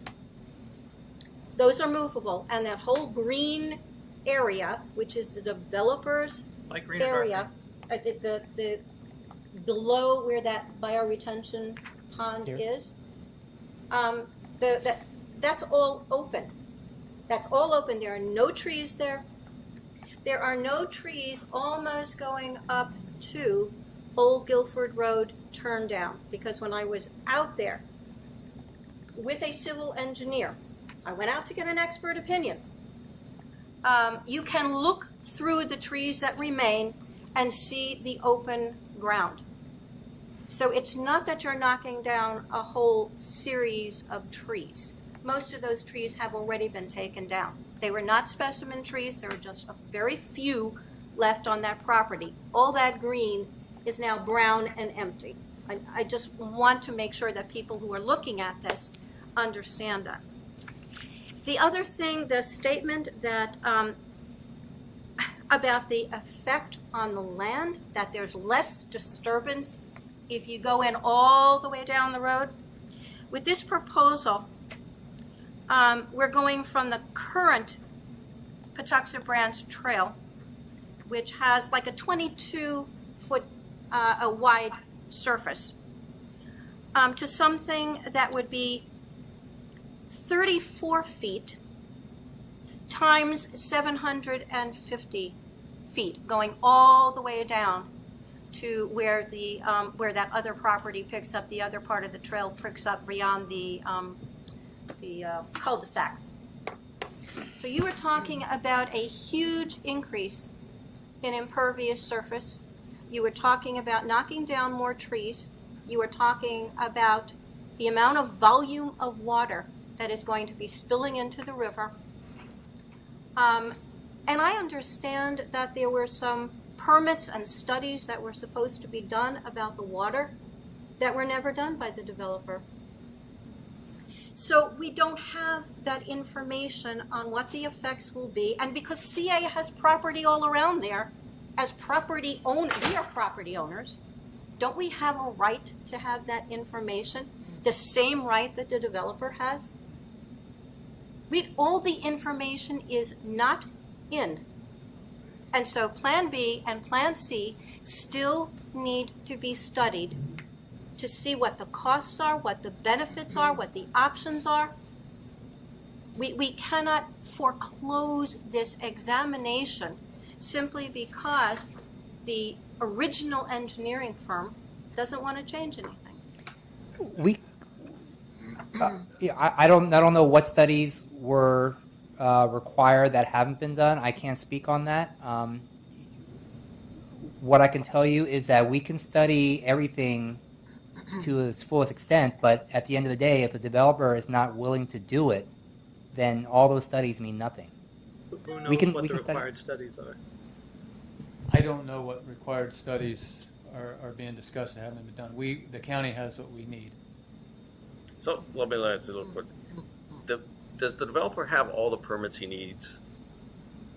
I mean, that's even from MDE. I believe he's still working with the state. Okay, Yes, he is still working with the state, and there are but they're still water building. and storm management, and there are water studies that are required by the Maryland Department of the Environment, and those studies have not been done, and that has just, Right, but they don't seem to stop construction, so they can still be done. I mean, that's up to the county. You know, No, that's not up we to the go county. back to the county. it is not up to the county if it's up to the state. Who enforces that? The state. The county. State police? The MDE? No, I guess what I don't understand is they apparently have the permits, and MDE is working with the developer, but the construction still seems to be going on, so I don't see how those reports are required in a sense, if the construction is still going on. Dick? Oh, sorry, Milton was next. Milton? Well, I just wanted a point of clarification. That's something that Dick said. The first thing, Dick, the developer did not come to CA asking for an easement across our property. They came to CA originally to asking for a utility easement. Staff brought up the idea of an easement from Guilford Road. Okay. They did their assessment, and basically they're saying the same thing back then that they're saying now. The cost feasibility and the topography was not viable for them. All right, well, I thank you for clarifying that. I just want to ask the board, what is it we want from the county? What are we asking them to do under the circumstances? It sounds to me like the options are really very, very limited, and where we come in on this is, we can discuss what we want done about this easement and how we want that executed, and it sounds to me like Dennis has done a pretty good job of making sure we're represented on that. But this is owned by people who have all the permits they need except for the water permits with the state, and the state maybe can jump in here, but I don't know what our associates from the county are expected to do at this point. Can I answer? I went on Alan and then Nancy. I'm not sure who to ask this question of. Has GGP been involved in any of these discussions? Do we know why they want that piece of land sitting there that sounds like it's causing that old Guilford Road to have to remain a road? Has anyone heard from or asked them what their interests are? Nobody. Okay. That was first question. Second question. Given what, Sherry, you just said, has anyone thought about just having their driveway go here? That's Plan B. I mean, that. Okay, I was start from here and just move across. Yeah, that is Plan B. Plan B is here, or Plan B up here? At whatever point meets the turn for the radius for trucks and cars. Which would then allow Old Guilford Road to Yes. stay the path. Yes. And the other recommendation was that because people have been coming in that entrance, that what the county could do, and Jerry was talking about that before, is move the entrance to the trail that currently exists, move the entrance down towards Route 32, a little closer, which is county-owned land, which is flat, there's no grade there, come in there for parking for the trail, and that way we separate people and bikes from cars and trucks. Thank you. In answer to Dick's point, I mean, the question is, it's a valid question, what are we supposed to do? One option, and I get that we think, or staff thinks this would be a good thing for the people of Columbia. Another way to look at it is, if it's such a good thing for the people of Columbia, we could help put some pretty tremendous pressure, political pressure, on the owners of this storage facility and the county by refusing the easement. Yes, sir. And saying that, hey, there's got to be another solution. Work on it, figure out how much money it's going to cost. We'll participate, but not just going to make everybody's lives easier. I would just Oh, Dave. like to respond to that. If you think through to its logical conclusion what that means, then we believe that the developer will just continue building the facility. They have as a matter of right. They have access to Old Guilford Road as a matter of right. That's their road frontage. So if you refuse the easement, we will not be able to build a pathway. So then there will be no pathway. They will have to share the use of Old Guilford Road with vehicles. Right, and that might get people riled up enough to put some pressure on them to change their minds. Nancy and then Greg. I was just going to respond to Dick to say that what can we do, or what should we have done? We might have heard something, but I don't remember hearing anything until not too long ago. And it just kind of flashed past me, at least, and I didn't realize until, was it maybe 2 months ago, when this started to become very real to us. And I think that it's all an issue of communication and coming to us respectfully and saying to us respectfully, we have been approached about this. This is what someone would like to do. We want you to be informed of it. And it needs to come down to the board, and it needs to be told to the board at the time that the county, and I understand the county talks to CA and CA talks to the county, but that doesn't necessarily mean it comes down to the board as soon as it happens. We might hear it months later, which is a whole other issue. But I think that's the big crux of it. We need to be informed early so that we don't find out that the elevators have already gone up, you know? It was in the president's report about a year or two ago.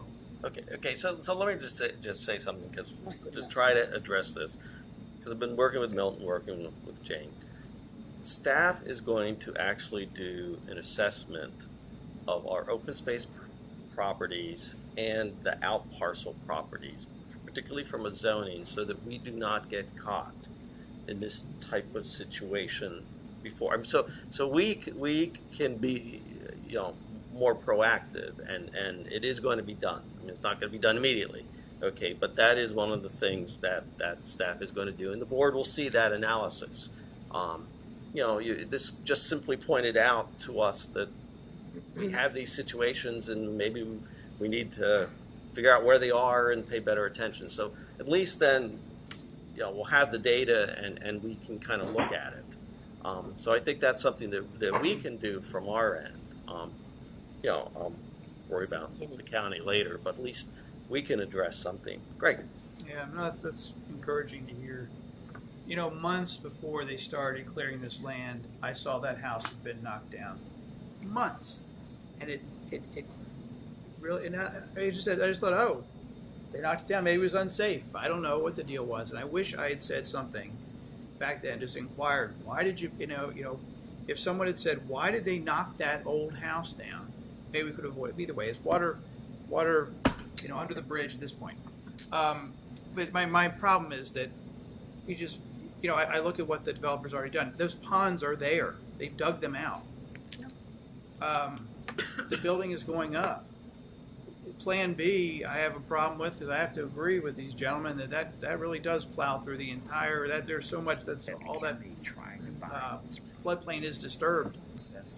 And I can't agree with you, Alan, that we should just dig in our heels and fold our arms and say we're not going to play ball when residents suffer.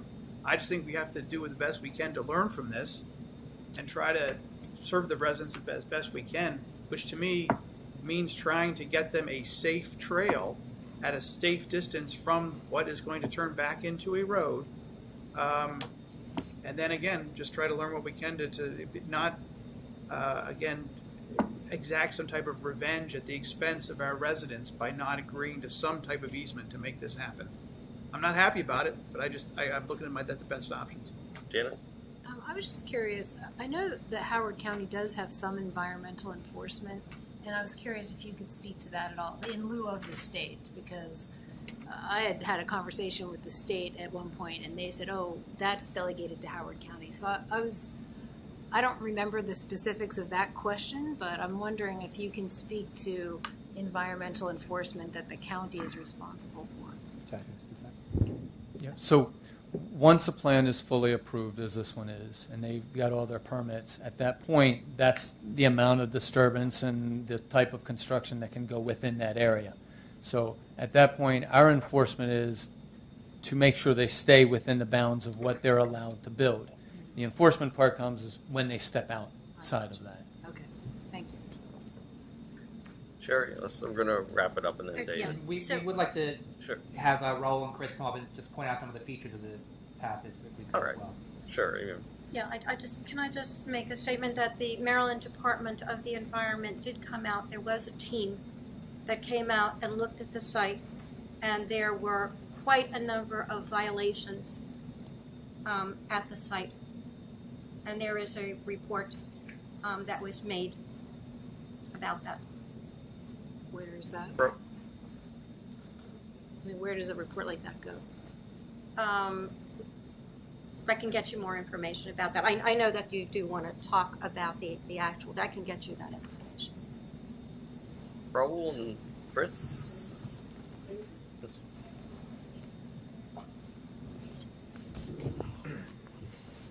Hi, Chris Etoff with Howard County Office of Transportation. I'm the bicycle and pedestrian coordinator for the county. So my role is a bit more on the planning side. I tend to be involved early on. I work on the bicycle network, the pedestrian network, the bicycle master plan, the pedestrian master plan for the county, and I try to stay in touch from the user perspective. I'm a Howard County resident myself. I'm out walking, biking, running with my family often and interacting with people at events. So that's kind of my perspective and my role. Raul has a bit more of the design specifics for this particular pathway, but I just wanted to mention in general, and some of it's been mentioned already, but this portion here is part of the Patuxent Branch Trail. It is a very popular trail in Howard County.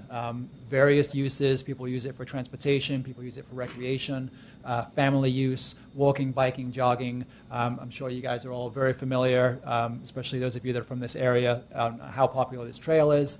And it really does connect up a lot of useful areas like Elkhorn, Savage, this Guilford Road area, and there are connections even beyond that this joins up to other pathway systems, some CA and some county. The whole 4.6 miles is already maintained by Howard County Rec and Parks. There's this short gap that's existed for some years now where the trail has basically coexisted with Old Guilford Road for this 750 feet or so. It hasn't been a major problem from a user standpoint because there's been essentially zero traffic on the road. But we're at this situation now where if the development moves forward with the site plan as approved now, there will be some vehicle traffic on the road. So from my perspective, we're trying to provide a high-quality pathway that's as high quality or not better than the rest of the Patuxent Branch Trail. That's why we are proposing this 10-foot wide asphalt pathway, and we have tried to provide a very generous buffer from the roadway, because the initial feedback that we got was, this is a family pathway. People didn't want it anywhere near the road. No chance that kids would stray onto the road. So that's why we've gone with this large buffer area. Probably see it better here. And we're looking at 15 to 28 feet. It varies along the length there, but we've gone with this generous buffer. There is a little bit of height difference, which is shown here, which will also help with the buffering. It'll deter young kids from straying up to the roadway, because there is some grass slope there. And then we're proposing trees in the buffer, again, to provide that additional separation. And we can also use some boulders in there. As you all know, there's plenty of boulders in the area that could be used in that buffer area. So we do think this provides a good, safe pathway. Raul might have a bit more detail on the design. The Rec and Parks have been working on the designs at this point. So. Great. Thanks, Chris.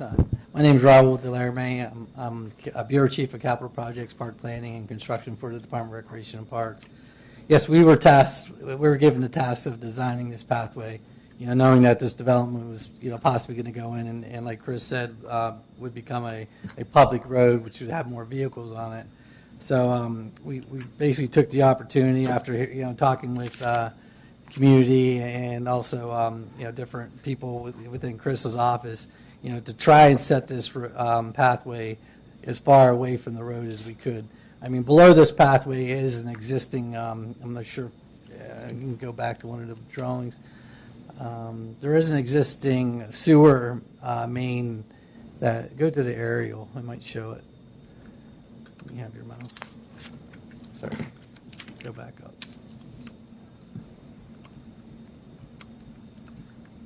Yeah, right down below the pathway, down in this location, was an existing sewer main that was put in several years ago. So that whole area was cleared, back several years ago. So in regards to the trees that we're going to take down are actually trees that were replanted as part of that buffer, part of that project. Some of those trees are probably maybe 3 or 4 inches diameter. They do vary in size. So yes, we will be taking trees down, but we plan to replant as much as we can within that strip. Like I talked to Mr. Horowitz earlier, we will not be planting under the power lines. We will be planting smaller trees, but we won't be planting our shade trees, which will, of course, overtake the power lines. And all of a sudden, 20, 30, 40 years from now, you have to come back and cut them down or cut them, in the shape of a U just to get the power line. So we definitely will work with the power lines when we replant. Like it was said earlier, I think we're approximately 50 feet from the closest point to the pathway to the river. I think our elevation is approximately, goes from 0 to 3 to 4 feet below the road surface. So, it gives us, that cross section that Chris was showing, puts us below the road. And something that Chad mentioned earlier about the actual development up on the upper end, and it's the same with us as well, as when we develop within the floodplain. MDE does not want us to use, they want us to limit the amount of fill that goes into an area. I know you mentioned earlier about building a pathway upward. I don't think they would like that, because they would like to limit the amount of fill that goes in. And that's what we've done here. We have a few areas that we're filling in, but we're doing mainly a lot of, some cutting as we lower the pathway below the road. Again, like Chris said, we're 14, maybe 11 feet at the closest pinch point to the road. We're 20 feet at the widest areas. I think based on the elevation of the pathway, I think at an average stream flow, we're probably 9 to 12 feet above that elevation of the existing stream on an average flow day. Not this week, because since the stream was a little higher, but we will definitely be above that. Like Dennis said earlier, we do have pathways throughout the county that are in floodplains that do get, flooded out now and then. And this is the landscape plan that we have. Again, this is all conceptual. Again, we'll make sure we're out of the utility lines. We're planting some flowering deciduous trees as well as some shade trees throughout. And I think we have approximately like 34 plants shown on this plan. And again, we're going to try and put boulders, throughout that whole area too, so so the kids don't, want to, shoot up across the road. There is one stormwater feature on the That's right. downstream side of the pathway as well, between the pathway and the river. There'll be a stone diaphragm there, so it'll go full length of the pathway. It's basically, a fairly small facility, but that will also handle the immediate runoff coming off sheeting across the pathway, and slow it down and clean it a little bit before it sheets off into the grass area there. Alan and Ginny, and then we're going to have to wrap it up. Two questions. The cross section that we've seen ends at the big tree to the right there. We've heard that that area has been recently underwater. It's not clear what the slope is, at least for this picture, what the slope is going off to the right. Can I pass this out? What's the danger of the path being undercut and washed out from underneath with? I'm going to go. If it's okay to pass this out, I think I have enough of them. It's easier to see on this one. So that cross section shows where the stream is. I mean, that's with any pathway or anything within a floodplain or a stream buffer. I mean, there's opportunities that it could get undermined or washed out, and we won't know that until if there is a flood. We hope not. Based on the design being anywhere from 9 to 12 feet above. Does that mean there's been 9 to 12 feet of flooding? From an average flow on that stream, we are 9 to 12 feet above that flood. So yes, it would have to raise. There was 9 to 12. It would have to raise 9 to 12 feet of water to get up to that point. Does that mean we've had 9 to 12 feet of flooding recently? I don't know. I'm not familiar with the flooding in that area. It's possible. Okay. Yeah, I'm sure. Second question. I'm curious about your definition of conceptual, because we've learned from other projects that conceptual means anything can happen afterwards. What I mean in a conceptual of the landscape plan, that's where usually how we usually do a landscape plan. We'll show the locations of it, but we'll personally go out there and locate those trees. I'd rather locate those trees with my own eyes and flagging, and have that landscape contractor come in right behind me and dig that hole, rather than letting them go out there on their own based on that plan. Because at least I know where they're going to get planted. I won't plant them under the power lines, but if you let it go and don't show the exact pinpoint location, then somebody could find them. So if I'm hearing you right, location is adjustable based on your professional. Correct. Are number of plantings adjustable under the definition of conceptual? In this case, I mean, we can put them anywhere we want to. I mean, The number of them. The number of them? Oh, yeah. Yes, that's. You mean if you want me to add more plants? Or? No, I'm saying, you're saying this is just conceptual. Does that mean that we don't really know how many trees are going to be planted or how many? No. I mean, I plan on planting 34 trees. Okay, so that part's not, the number of trees is not conceptual. Correct. The number of trees, the location. I get the location, exact location is conceptual based on your professional judgment. The number is not. Correct. Anything else that's not conceptual? No, I mean, everything else is where it will go. Dennis will have the construction drawings showing the grading and the elevations and the setbacks and all that. And we're also doing sediment control plan as well, because we're required to do that as part of the MDE requirements. We do have to go through the MDE process as well through the application, which takes approximately 45 days. And I think that's what the developer's going through right now through their process. Thank you. All right, Ginny, Dick, anything? I just want to ask a question. Two quick questions. One, if this, I don't know if this is Plan B or Plan C, but if it were to go in here, you have a turnaround here. Would you require a turnaround here? Well, no. This property would, Well, since that property is private, at the end, that road would still have to continue to go through. it would.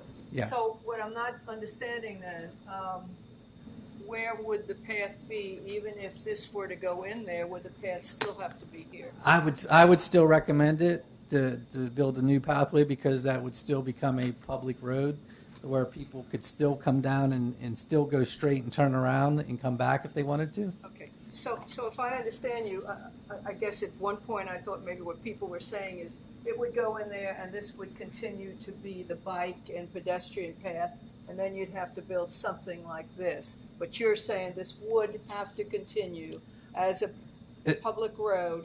You still have to put a path here. Is that Yeah, I mean, I'm not with DPW, Well, but I'm I trying would- to understand what I would- Plan B would do or Plan C in terms of whether this path would move or not. It would seem that the road would still need to exist to provide, to not landlock the property at the end, the GGP property. So we would have a section there of Old Guilford Road with traffic on it to the storage facility. So I would say we would still need a separated pathway in that area. Beyond the section where they're turning into the facility, where vehicles are turning in, I guess it's possible the pathway could rejoin the road at that point. Beyond where people are turning in, because there'd be no vehicular traffic there. It'd kind of be the same situation as you have today, as you have out there now, or before construction. But you would still need at least half of that pathway would still need to exist to get people beyond the entrance into the storage facility. So you still have to deal with the pathway has to be. We would still need a pathway to separate people on bikes and on foot from vehicular traffic. Even if there were another entrance. Okay, I get it. Dick? And then, I just like to say that I hate to see woods go away at any time. And when this thing first came up a while back, I went over and looked at the site, and I've been by it every couple of weeks, and it's just heartbreaking to see those trees come down. I hate it when they clear cut like that. I wish this never was going to happen. I understand that back when the land was for sale, and correct me if I'm wrong, Milton, didn't we get a price? They wanted something like $2 million for it or something ridiculous. The county Parks and Recreation. Yeah, we actually did. Yeah, okay, it was you. And by the way, nice to see you, Nice to see Raoul. you. We worked together once back in a previous life. And so it is tough to see this. And I'm looking at what the options are. And I have to say this looks like it was very well thought out. And I like the way that Dennis got involved and looked out for our interests. And I appreciate, Sherry, the way you've really taken the ball for your village, and you've really been all over this thing, and I think that's what a good rep does. But we have to face reality, and this facility is under construction. They're obeying the law. The only thing that seems to stand in the way of completing it is if they mess up with the state. And the state has the legal option there to shut them down. And then that's their loss, and we don't have to worry about this. But right now, I think we've got the best possible solution for an unpleasant, unfortunate situation. And I'd like to thank all the people who've stood up and taken a swing at this thing and tried to do the best they can. That's where we're at. Sure. Wrap it up quick. Yeah, okay. Jenny, I just want to address what you said about Plan B or Plan C. Or asked, I was asking. Okay, asking about this. If either of those alternatives could work for the developer, and the developer builds the road on his land, rather than participates with the county at destroying and widening the existing road, which is part of this plan also, which hasn't been talked about, there would be no need for a parallel path to be built for $200,000, because there is no traffic on that road. There has been no traffic on that road. There was only one house there. When the gentleman became blind, he no longer drove. There has been no traffic on that road because there's nothing to go to. The only thing that road does is it goes through to one business. Now, the county has never in the past given a single road to a single business. All the other businesses along Guilford Road have entrances to their business that the developers have put in and they are responsible for. There's no other business there. It would just be this one storage facility. The other thing, Ellen, you asked a question about the water. So this is from the marker that is over by the bridge with river facts. The median daily flow at Guilford, which is right there, is 44 cubic feet per second. The greatest flow at Guilford was during Hurricane Agnes at 12,400 cubic feet per second. The average depth of the river ordinarily is 2.5 feet. The people who go out and fish there all the time. The highest flooding was 18.38 feet. So this river has been very unpredictable. And the concern of the community as far as the environment and sustainability issues are concerned is that if we are facing more and more of these high volume rains, what does that mean about where the river is going to be, where it's going to crest? A lot of the data that we have now about the 100-year floodplain and the 100-year storms, we know is just not going to be good looking out over the next 50 years. So the community is concerned about, are we building something that represents the last 50 years, or are we going to construct something that is going to be doable and usable into the next 50 years? I think we have to think about that. Just on that topic of building pathways and trails in floodplains, I mean, this is very common. Many CA pathways and trails are in floodplains. Many county pathways are. They are all across the country. A floodplain is actually oftentimes a very good place to put a trail because there's not much else you can put there. It's a good use of that space. Provides a public amenity that can even provide a network of trails. The rivers that usually create the floodplains usually go useful places, so the trails then follow them and also go useful places. The rivers are often already bridged under highways and other things that tend to block trails, that tend to be obstacles for trails, so that if a trail is next to a river, it can then use the same bridge to go under, again, as the Patuxent Branch Trail does, to go under things like I-95, which would be completely unpassable if it wasn't for that bridging that's way over the river, and the pathway can use it. So it is very common. Pathways can flood. Water can come up on them. The water recedes. Generally, no harm done. There's almost never anybody out there at the time because you have to have a decent period of very heavy rain to have that kind of flood. So people are not out there, picnicking on the pathway at this time when it's been raining for hours and the river is coming up. It's a very easy area to get to higher ground. If you were out there and the river was coming up, there is nothing stopping you from walking up onto higher ground. So just the whole pathway in floodplain issue is very common and used all around the country without issues. All right, I want to thank everyone for coming. We got to move on. As you have heard, staff is going to present us in September, I suspect, an actual easement and an actual, all the other stuff that we normally require for when we vote. So this was kind of like a heads. There is a motion pending, and it's not on the easement. It's on something different. And so the board, Right, unless you but want let to me withdraw the finish motion. this, okay? What's that? I'm going to finish this first. And then what I want to say is we will probably, if everything goes well, see this back in September, for a board vote. Okay, now, yes. So there was a motion. I already said that, I was not going to take any motions. We were not going to vote on any of the easement stuff tonight. It's not about the easement, it's about support for the Village of King's Contrivance. But Greg just said, no, this is not about what we've just been discussing. That's fine.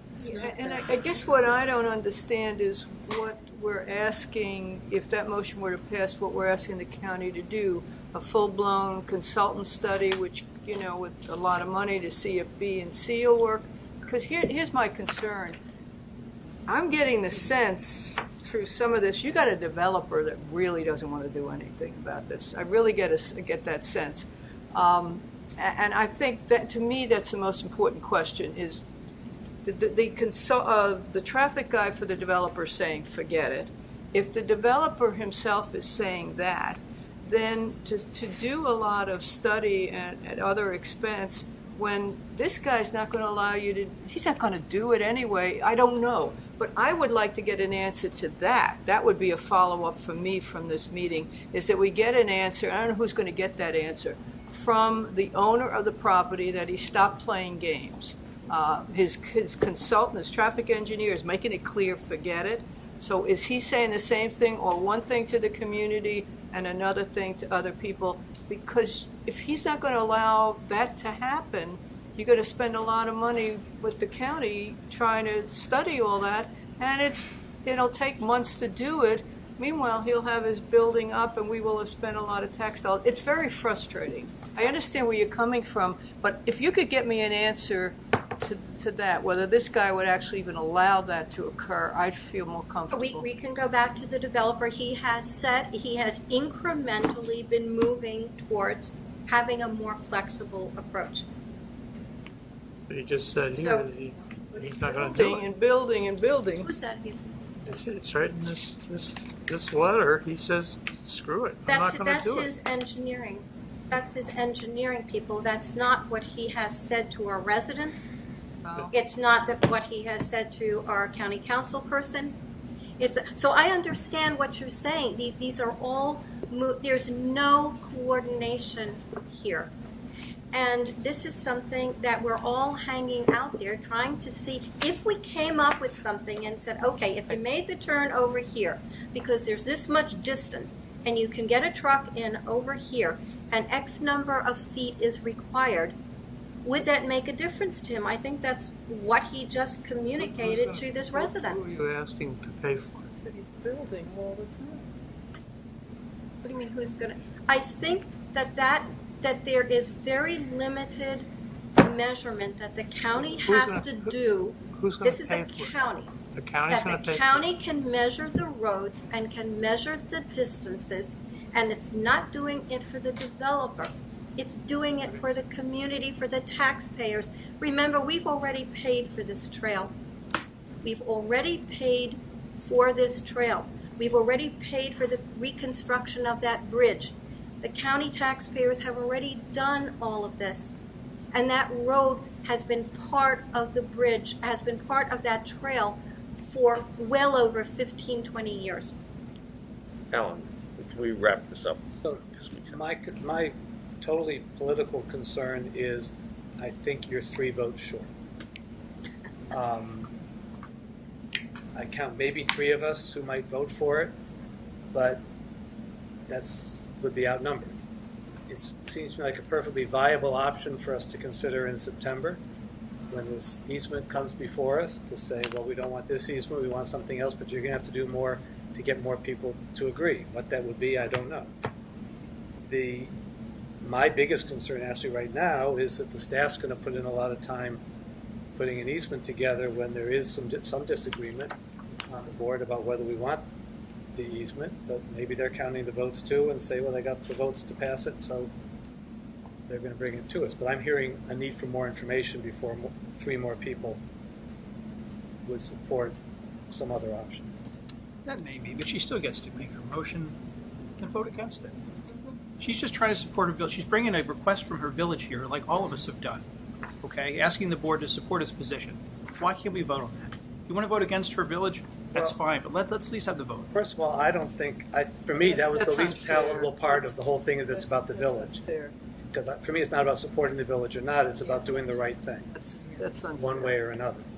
Secondly, I don't think I've ever brought anything just from Harper's Choice perspective. Third, my biggest concern is when we set up an agenda, we say whether something is going to be a voting item or not, a decision item or not. We were very clear that this was not.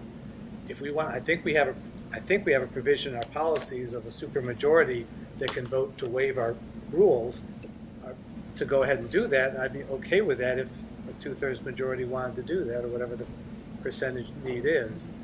But I think we're setting a really bad precedent, and I'd be really pissed off if something that I was told was only going to be discussion all of a sudden gets a vote and gets voted Do you out. realize that we're under the gun here? I do. The easement's not getting a vote. Does everybody understand that every day when it's sunny, this project is moving forward without any discussion or any way of the community knowing whether any of these other options are possible, and whether that road could remain there the way it has been without any costs to the rest of the taxpayers. So if you don't vote on this, then we are back to that situation that we've talked about where we're missing an opportunity. It becomes too late. The door closes. I think the door is closed on this one, and there's nothing we can do. I mean, I think it is unfortunate. I agree with you that the situation is unfortunate, but I really think the ship has sailed. They are constructing. Do you really think they're going to throw their plans out the window to reconfigure their parking? I don't see Not it their happening. building. Not their building, but remember that the building and the property are two different things. But the parking and the building go hand in hand. That's the way things are constructed. The parking is configured to match the configuration of the building. To change the driveway now would change the configuration of the building. The front door, it's a package. You put it all together. It's not like a piece like, well, the building can just be rotated. It's not Lego building blocks. I mean, I understand what you're saying. I understand what you're saying, and it may well be that everybody has just been jerked around. That's really I don't possible. know. But what a precedent this sets for our community. 2,200 people have signed a petition to preserve this trail. I understand have that, but I gotten- also agree with Alan that why didn't we do this a month ago then? Why didn't we? We had a meeting a month ago about this. We've had 7 meetings about this altogether. So all right. So what that tells us is that there's something in the structure here, something structural that does not work well. And as we look out over Columbia, and as we look out over the next 50 years, and we look out at strategic planning, this should be a big red flag to everyone. Well, it is a big red flag. Yeah, The I question agree with that. is Yeah. this actionable? If we ask the county to spend their money to look at Our Plan money. B and Plan C, Our money. the county's, our money, we're asking the county to spend taxpayer money to explore 2 other plans that the owner is under no obligation to follow. That's just money. Well, we're not going to know that, are we? We're not going to know. If we don't get more information, we don't know. The owner is not going to commit financial suicide just to be a nice guy. He's a developer. Developers are in this thing to make money. And that's how and he's playing by the rules. The only way to stop him, there's only one way to stop him legally at this point, and that is if the state jumps in and says that he can't build. That's the only way to stop this. You're not going to do it on public pressure because he doesn't care about public pressure. He just wants to build this thing. I think, in my black heart, I just wish that the flood zone takes out his damn building. No. But that's a risk he's got to take. But I don't want it to take out our new path as well. Well, there's nothing there. I wish there's something we could do about it, but we can't. But that other building. He's following the law. Columbia Mall, if that develops, you're going to need that. All right. Andy, may I ask for a show of hands about putting the motion to a vote? Ginny. Just one more point. Just a show of hands. No, there's one other issue that we haven't addressed, and that's this property that says Columbia Mall. It's open space. It is open Designated space? open space, yes. Okay, That's so what I'm told. So there's no chance of that being developed where they'd want to use that part of the road that's being for access? I don't know. Things, Well, that's things another- can always be changed from designation open space, and I'm told that every property, regardless whether it's open space or not, has a legal right to it. So my other question that I need to understand more is if, in fact, something happens with that property, they've got to have access. So where that road is now with the turnaround, it would be logical to just put an access off that to that property. It's extremely complex. My frustration is I hear what Greg's saying, that we should be supporting King's Contrivance Village Board. And yes, I want to support King's Contrivance Village Board, and you've been a real fighter for this whole thing. My frustration is you've got a county council that's been dealing with this issue, or some of them. They have clout too, and it's like, could they have gotten answers? Could somebody else have gotten answers? Could you get a letter from the developer that says, absolutely, if you can find a way to do it, I will change everything, and he puts it in writing, and I will do Plan B or whatever, Plan C. Well, Jenny, I just feel he's not. I do understand. I think he's playing games, frankly. I do understand what you're saying, and that may very well be a possibility. And the reason that I brought this up to the board is because being one of 10 on the board, we have dealt with lots of these kinds of things before, and we have pulled together and united around each other's villages. And I will just give you an illustration from Oakland Mills, that when the State Highway Administration was going to put in a new interchange, and the people from Oakland Mills came to the board and said it's going to go through homes and it's going to go through an environmental area, and the board re-examined that, went to bat for the community, and we got a different exchange off of 175, going to 175. That was a triumph for the CA board pulling together on behalf of a community. So that's my background with this. That's what I know a CA board can do. If you're not willing to do that, that's not if you're what not, we're saying. if this is not something that can move forward here, and as Ellen said, if we don't have the political will to do it, then maybe the political will rests elsewhere. So, Andy, I asked for a show of hands. That's all. Can I call the question? Anybody call it? I'm going to call it. We have a No, second and motion. So what, I ruled the motion out of order. Board, what do you think? How many? A show of hands. Are you asking a show of hands Yes. that it's out of order? Yeah. Okay. All right. Exactly. So the chair made a ruling, and it's been challenged, exactly what you're supposed to do. And so the question is the board going to support the chair's ruling or not? And that's So a show of hands to show what? right, to support the chair's ruling. The chair's ruling is that the motion was out of order. Okay, well, we have a discussion on that then.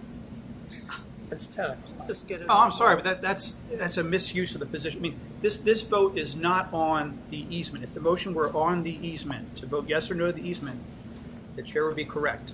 This is not on that. This is on a different question related to asking for more information. So you can vote yes or no on the motion, that's fine.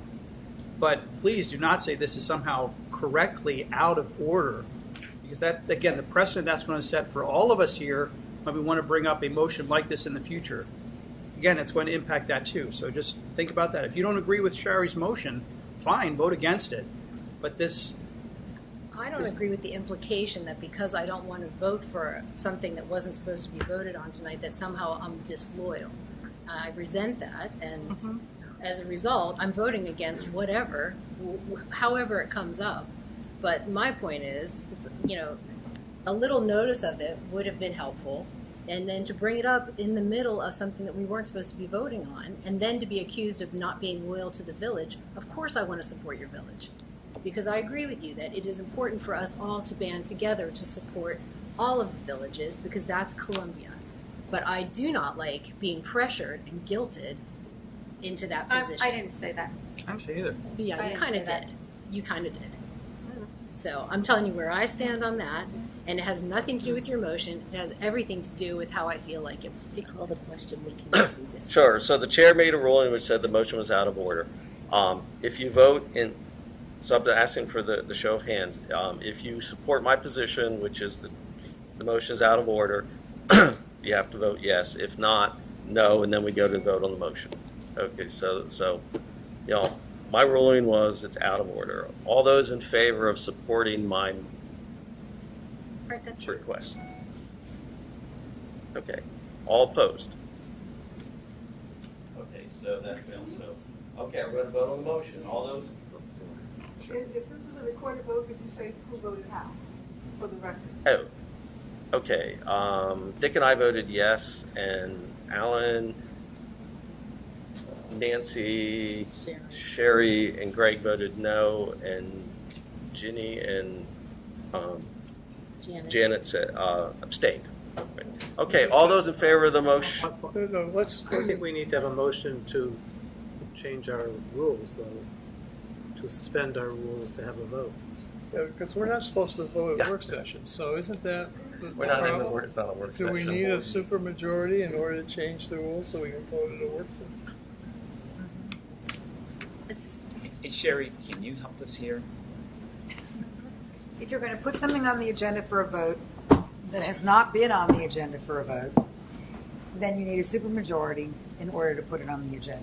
So if you want to vote, you need a supermajority to say, okay, we're going to vote on this. All right.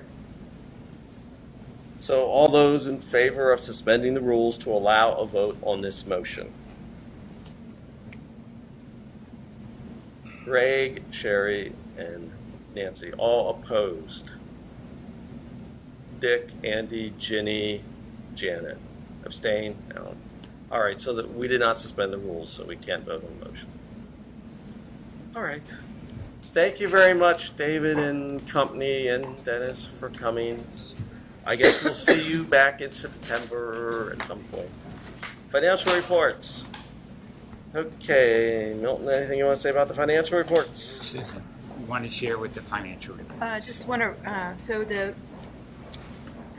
financial reports with the financial statements with the independent auditors report for Columbia Association as of April 30, 2018, and for the incentive savings plan as of December 31, 2017, were presented to the audit committee on Monday, Monday the 23rd, by the independent auditors, Clifton Larson Allen. And the audit committee had a fairly thorough, I think, presentation and review of those. I don't know if anyone has any questions on those audit reports, but I'd be happy to try to answer. I actually just have one question, and that was on the, I'm sorry. Jim, yeah. I was curious about the net loss on the fixed asset disposals. It said that the depreciation was unbudgeted or under budgeted for the disposals of assets. And I was just curious why they were unbudgeted when we knew they were going to be disposed of. So because, let me get my notes here. Because we either, for several reasons. One, the timing, that we thought the project would close in a different fiscal period than it did. So we would budget, we budgeted for some Columbia gym work last year that didn't happen until this year, so it wasn't in the budgets this year. And then we also just missed some stuff that, also at the Columbia gym, we had recent HVAC purchases, components of the units that ended up getting replaced, and we did not pick up those component parts. So we made mistakes that we should, that we're already working to address. Any other questions? Audit committee members want to add anything? Or Dick, Greg? I sat through the audit committee. I didn't see anything that struck me as odd. So I take my word for it. Are you talking about the financial statements or the financial statements? Financial statements. Yeah, just let everybody know what we do every year. We had a session with the auditors one-on-one without staff present, just so they wouldn't have any reason not to give us their full and unvarnished opinion, and we were very impressed with their answers. They were very complimentary of staff and the organization generally, and just gave me, at least personally, a tremendous amount of confidence. This is their first year, this auditor, that we're using them, So a new team, there's a lot of work required on the part of staff to make that happen by providing them a lot of initial information that you do when this is your first year. And again, I came away just very impressed with what staff had done and what the auditor had done to get those statements. And I agree with that. Yeah, I agree with what Greg was saying too. They were very impressive, and it was a lot more work for staff because they knew they required a lot more information than the auditors that had been, I think, a 5-year contract. But they seem very conscientious and good. Any other things on financial reports? Okay, thank you. Move on to the dashboard. Milton. Susan and Dan, dashboard.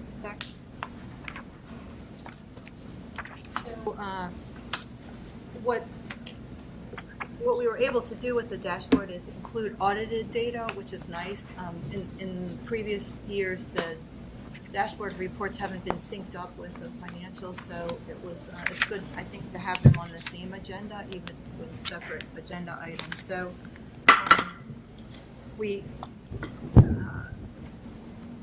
in the first 2 pages of the memo, just again, you see this every quarter that describes what the metric is intended to do, what its source is, and the date of measurement. And again, we were able to use audited financial data, which is terrific. So the first page of dashboard items are financial metrics. You'll note that in the first one, metric 1, was an increase in the Q4 net change in past due membership accounts. I just want to point out that those are fully reserved, so there's no financial statement impact from those accounts. And what we have done is that amount grew. We needed some outside help it was so many accounts that we were relieving that we asked the Spectrum folks to help us with that, and that just took longer than we thought. So you'll see that number come down in future periods. I don't understand what you just said. What would Spectrum help us with memberships that are?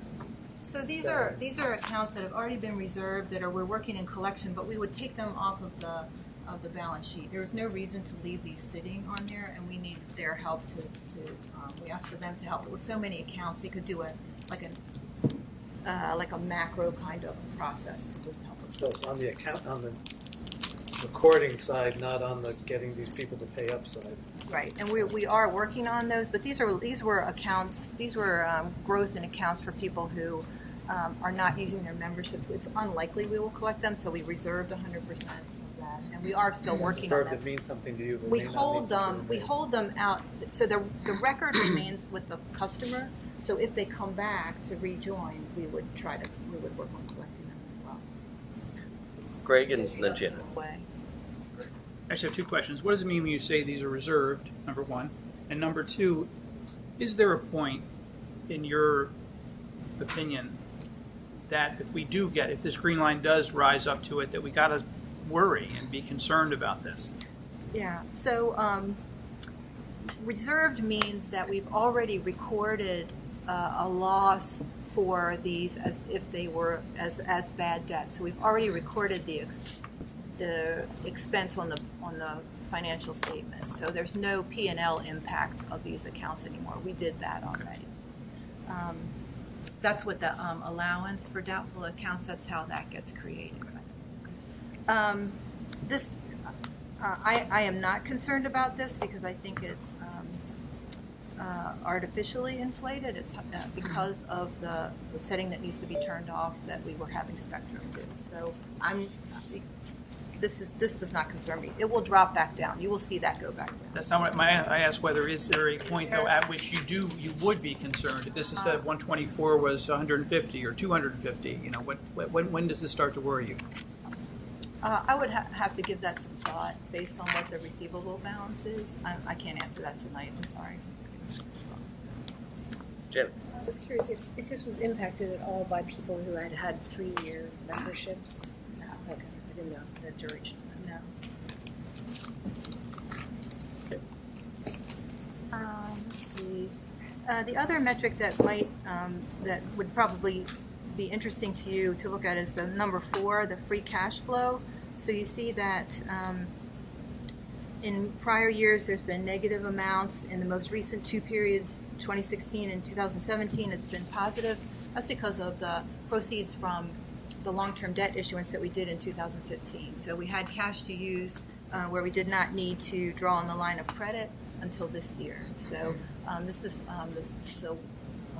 historically the way CA's managed the capital projects that can't be funded from operations. Operations funds about, you saw in the financial statements, about $18 million of capital and debt.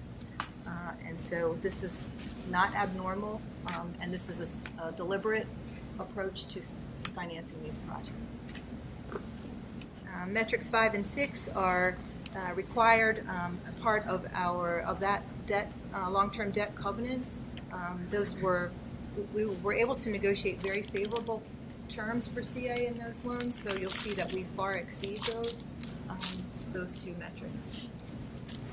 And then 7 and 8 look at, there are ways for us to look at our various facilities and see what those what the cost of owning and maintaining those actual buildings are.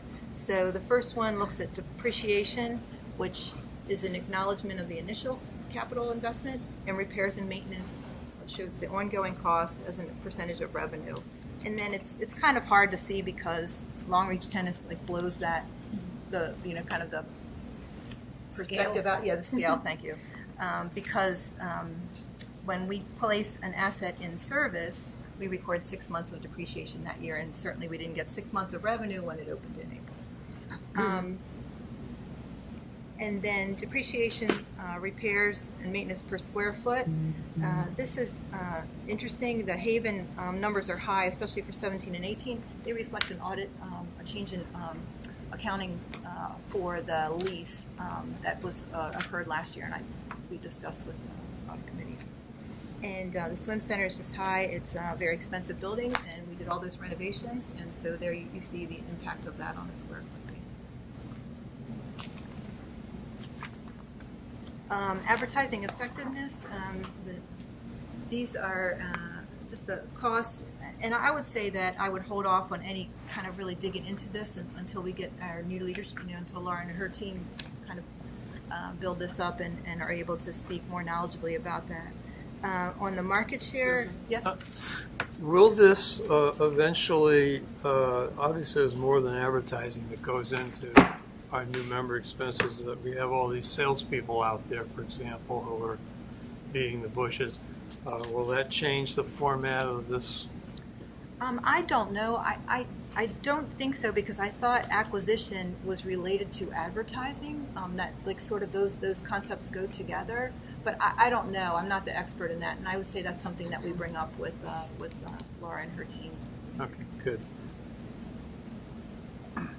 On the market share basis, so now we have the full fiscal year, so these are measurements as of April 30 for all these periods. You see growth in the resident cards really over this period is pretty significant. You see a decrease in the Columbia resident memberships. If you look at the market share with, and it's, you've talked about this before, it's all about what's the value of participation versus paid memberships and paid memberships.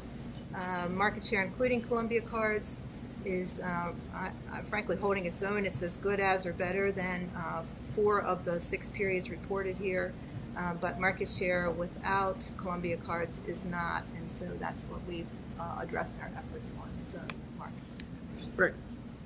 Yeah, just maybe staff can look at this. The resident membership numbers here, are these supposed to be end of the fiscal year? Snapshot, right? And at the end of the fiscal year, Correct. Because they're different than what's in our financial reports. Like, for example, just for the end of FY 18, I mean, it's not a huge difference, but it's $12,899 in the financial report, $12,899 here, it's $12,253. You're probably going to say, well, yeah, because we subtracted out employee memberships. Well, if I do that in the financial report, it's $11,907. Again, you still have $12,253. Just maybe you can just take a look at that and just figure out to maybe make those match up. Okay.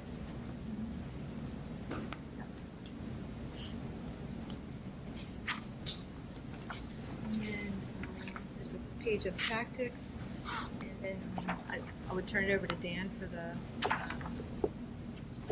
Clara Bridge. Hi, Dan. How we doing? The Clara Bridge surveys were kind of interesting for the quarter. This was in May. They got more interesting than the one we just did in July. It was a little bit of a mixed bag in the May survey. The predominance of the results came from the fitness clubs. It's before the outdoor pools open. So of the overall memberships, we had 1,900 responses from the fitness clubs, 240 from Haven, 189 from aquatics, 159 from tennis. So the predominance was from the 3 fitness clubs. And the theme of the results were we were going to be moving everybody's cheese. Everybody's cheese. There was a whole heck of a lot of disruption going on with the pre-work we were doing at Supreme and Columbia Gym to get ready for the athletic club closure. We caught the tail end of the athletic club members because I believe, I said May, but the survey was actually like April 20th. So we actually had a fairly significant response from athletic club members who let us know we were closing. So the pool NPS dropped. The fitness center NPS dropped a little bit. Golf was up and was at 41.8. That was pre-winter kill. Yeah, I was going to say, I just couldn't believe golf, but I'm thinking like we had winter kill and a ton of rain. Oh, and we don't worry. For the July survey, the net promoter was 2.2. So we caught all that. Yeah. Tennis was 6.2, but normally facility doesn't matter because typically the athletic club is our highest performing net promoter score. So, and we could all agree that was probably one of our, closing Owen Brown and opening Long Reach. The difference between the quarter that you see at 6.2, it goes from 6.2 to 45.5. I was going to say. I was Yeah. No offense, Andy, but Long Reach was, our Owen Brown was a little past its life. I can understand that. Normally, facility doesn't make that much of a difference, but Owen Brown, we had wrung every bit of usable life out of that. Haven on the Lake, it's interesting. Our female steward who takes care of the locker rooms during the day got sick, and we struggled with some cleanliness there. And so you see we dropped this current survey. It's back up over 45. Good. It was something that we didn't catch quickly enough. And it does, with the volume that they have, the relatively small volume. If you already have newer numbers, why are we looking at these numbers? Because this is for the quarter, this covers the quarter that we're covering. And it's usually, this report is, this meeting is delayed a little bit because of the audit. Right. I normally don't have the numbers yet. This one just, it This kind is of, a month later the than timing just, so I'm giving you a little preview. Interestingly, we also did, working a little bit more with Clara Bridge, and we're digging in. We now have some really robust year-over-year data, and we're also digging in a little more. So on the second page, we talked about the quarter-over-quarter takeaways, but the other box is the same quarter versus last year's same quarter. So even though our net promoter dropped from where we had been, it still matched what it was a year ago, which I found interesting. I was just curious, do you document, so, right now it's easy for you to tell us why the tennis is doing this or the golf is doing this. But do you document that for historical purposes? Because I'm just curious, like 2 years from now, if we're looking at a trend and we say like, oh man, that really dipped, does anyone remember why? I'm just... No, that's a good point. I know it all in my head. Yeah, I'm just wondering if with these, I'm not saying that you need to give it to us, but I'm just thinking for historical purposes to document these very obvious things. Because I do that with the Clara Bridge guys too. They'll give me the executive summary. I'm like, oh, that's why that happened. And they're like, oh, that right, makes it's sense. super obvious now, but it won't be 2 years from now or even a year. That's a good point. Probably the most interesting thing with this is we've started digging in a little bit more year over year. So we looked at the same quarter versus last. But we also are sort of looking at resident versus non-resident. And we're also going to start trying to look into the different membership types and see how they're behaving. And we have all the data going back, so we'll even be able to look historically and see how people changed. Overall, the Net Promoter's on par with the same time period last year. But it increased for residents and decreased for non-residents.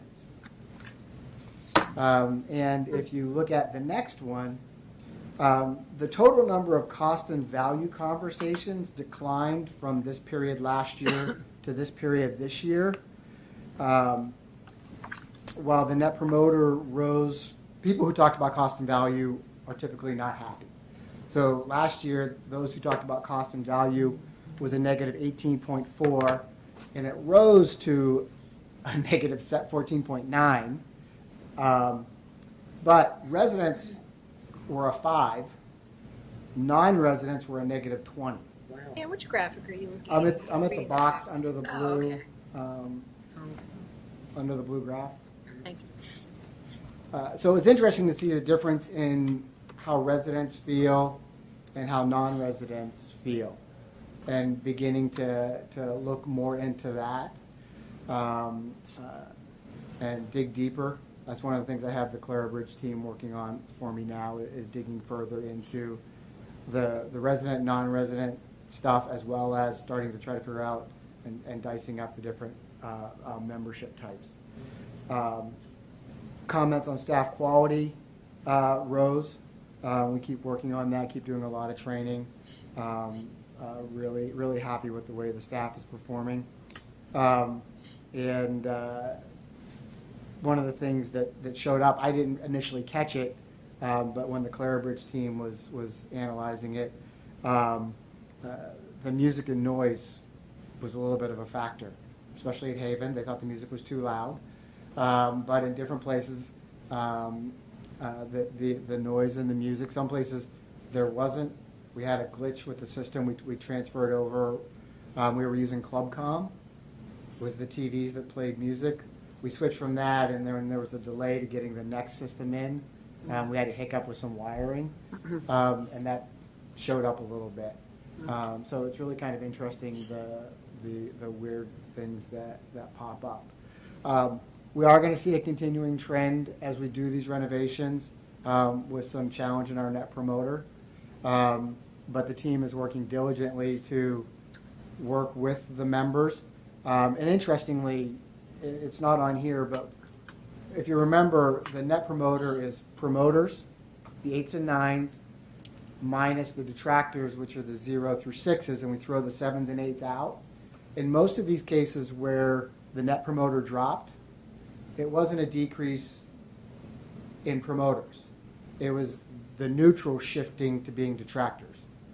So the people who are happy with us are still happy with us. We just have to reach out and re-engage and help people find new cheese of the neutrals that had shifted to promoters or detractors. But it was good to see it wasn't promoters becoming neutrals or detractors, that they were still, that core is still with us. Any other questions? Okay. No, looks good. This is really impressed with the level of detail and the kind of things you're able to look at. Like music. I didn't really look at the music. I can't even. I have to rely on the Clara Bridge team. If we had time or had somebody dedicated to this, the amount of information we can pull out of this, we're scratching the surface. We have, in the last 6 months, we've been working with a new account rep, and he's just been, I keep telling my overall account rep, if you take him off our account, we're done. Because he has just been utterly amazing in what he can pull out and find, and really helps us make some good decisions. Dan, are you satisfied with the sample size? I mean, are we getting into any problems with standard deviation here? No, it's I obviously want more. More is always better, and the team is working with trying to engage the members to get more. Like Marty and the swim, they've developed cards to hand out for people because not everybody, they're maybe a mass use person, so they don't necessarily check in. Mm-hmm. So, and especially at the swim center, we get a lot of that at the swim center. So we're working on trying to engage more. But given the fact that we're doing a relationship survey, which covers a quarter, we're right about the 10% plus or minus, depending on the survey response rate. And for a relationship survey, i.e., we're asking somebody to talk about something from 3 months ago, that 10%, from what I'm being told, is a significant response. Okay. But we are working because we do want more, and we beg members, especially. I'm probably most disappointed with our response rate from Columbia Gym. It lags behind the other fitness clubs, so we're really working on trying to really engage the members there and get a better response rate out of that club. I was curious if we ever considered something like a kiosk, like a checkout kiosk that you could. I mean, I imagine that would be mostly negative, honestly, because that's when people get motivated to respond. But it's still, and you'd be surprised, and that's yes, we have, and I've talked to Clara Bridge about it, and we do have. When you go to the computers in the lobby, the homepage is supposed to be set up to go to the survey. But even when it's negative, that's the great thing about Clara Bridge is it's not just the net promoter, because the net promoter can move, but it's the verbatim and what they tell you and how that gets parsed out. That's how we know about the music and those things and the sentiment, and we track the sentiment too, and how that moves. And our people generally, so year over year, the sentiment is more positive. So when they talk about us, and they're just writing things, overall, the comments in general are more positive than negative. So even if they're complaining and the net promoter might be going down, they're not always connected. They'll give you a low ranking on the net promoter, but then the sentiment from their comments, they'll have a few complaints, but the sentiment ends up being, so really it's parsing out the whole thing and not just taking one piece of data and saying this answers everything. Ginny? Yeah, Dan, when people send emails to the entire board and Milton, does that get incorporated into this? No, we're talking Why about not?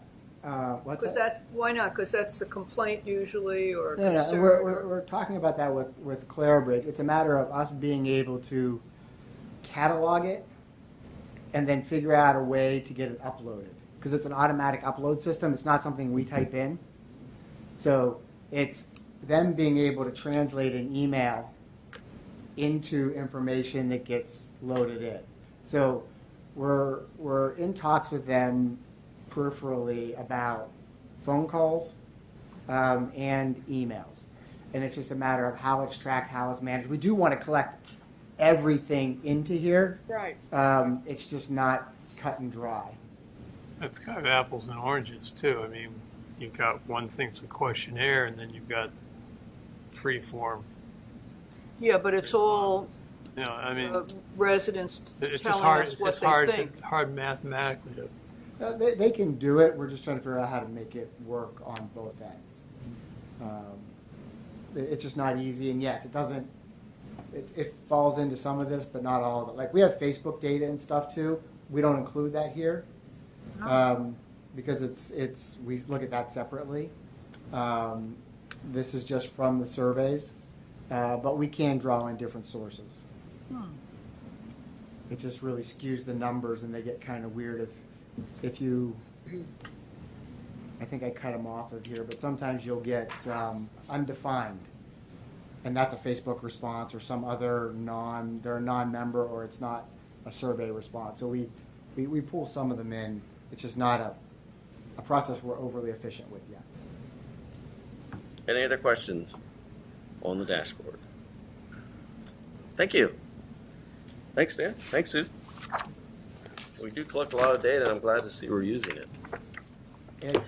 part of my review every year, and it's baked into every one of my team's reviews every year. I mean, it's part of their goals. It's part of our goals.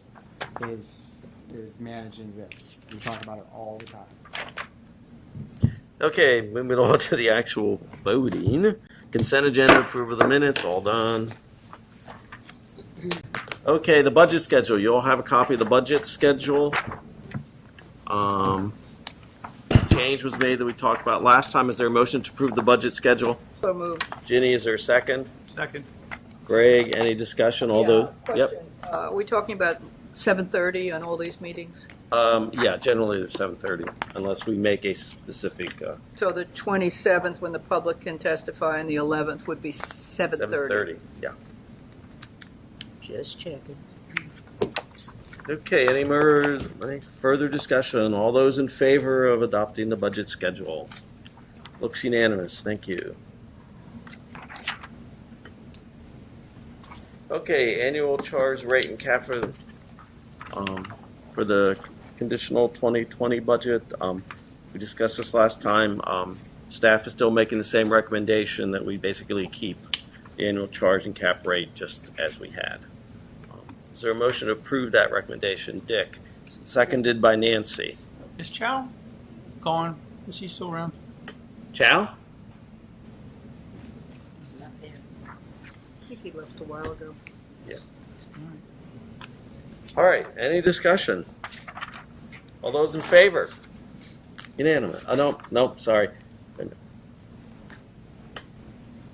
Alan? Yeah. Yes? Okay.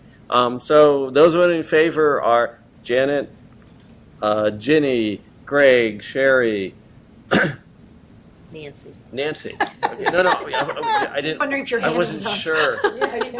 Okay, good. Dick and Andy. Those opposed? Alan. No, it's just that your hand was here, and I wasn't sure what that was. Okay. We were watching the fingers. Alan, did you have anything you want to say or a motion? I'm just wondering. I talked about Okay. last time. I'm not clear why, if we need more money, we're leaving things like they are. This is what staff recommended, so. And I don't agree with the recommendation, that's why I voted against it. Yeah, that's what came from staff. So, all right, charges.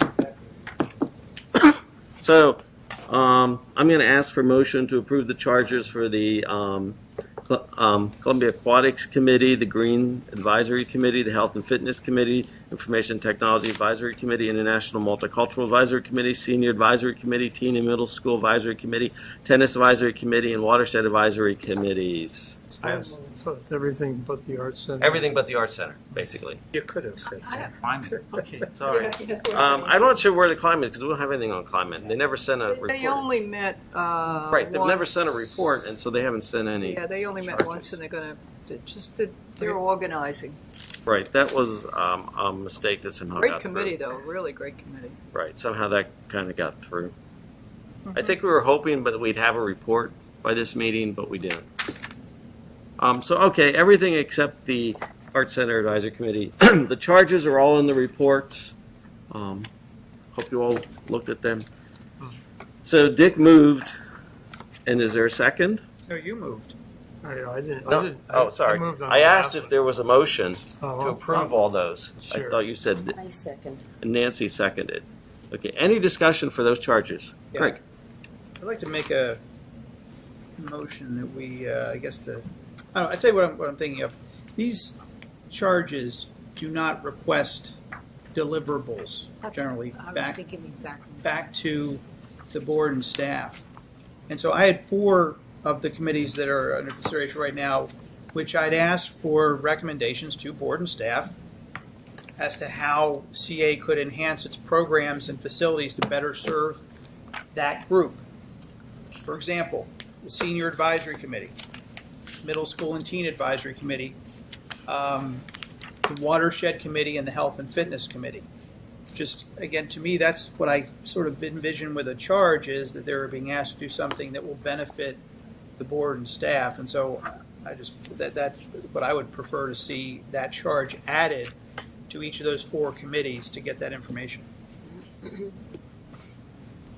Okay, make that Yes. amendment. So I'd like to amend it, yes, just to add a charge to Health and Fitness Committee, Senior Advisory Committee, Middle School and Teen Advisory Committee, and the Watershed Committee to provide recommendations to the board and staff of where CA can enhance its programs and facilities to better serve those groups.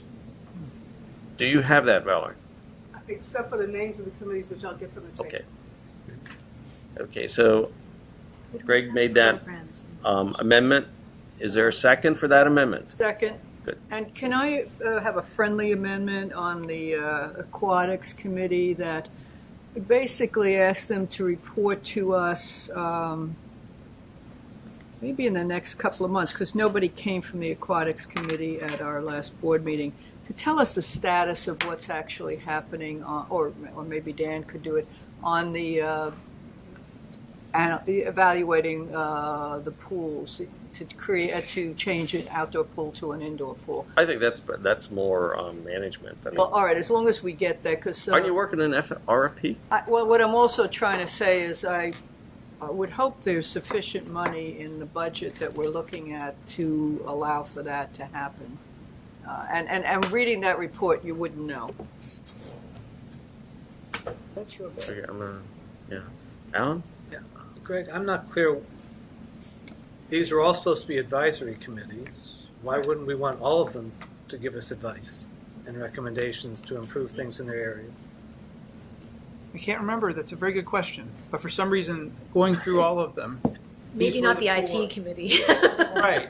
Why not? I know, maybe you're right. But Being these exactly are- what I want them to be. That's why they're advising us. That's the whole point.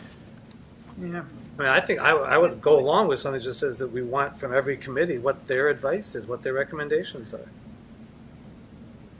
You want to accept that as a friendly amendment? Sure. Be friendly about it.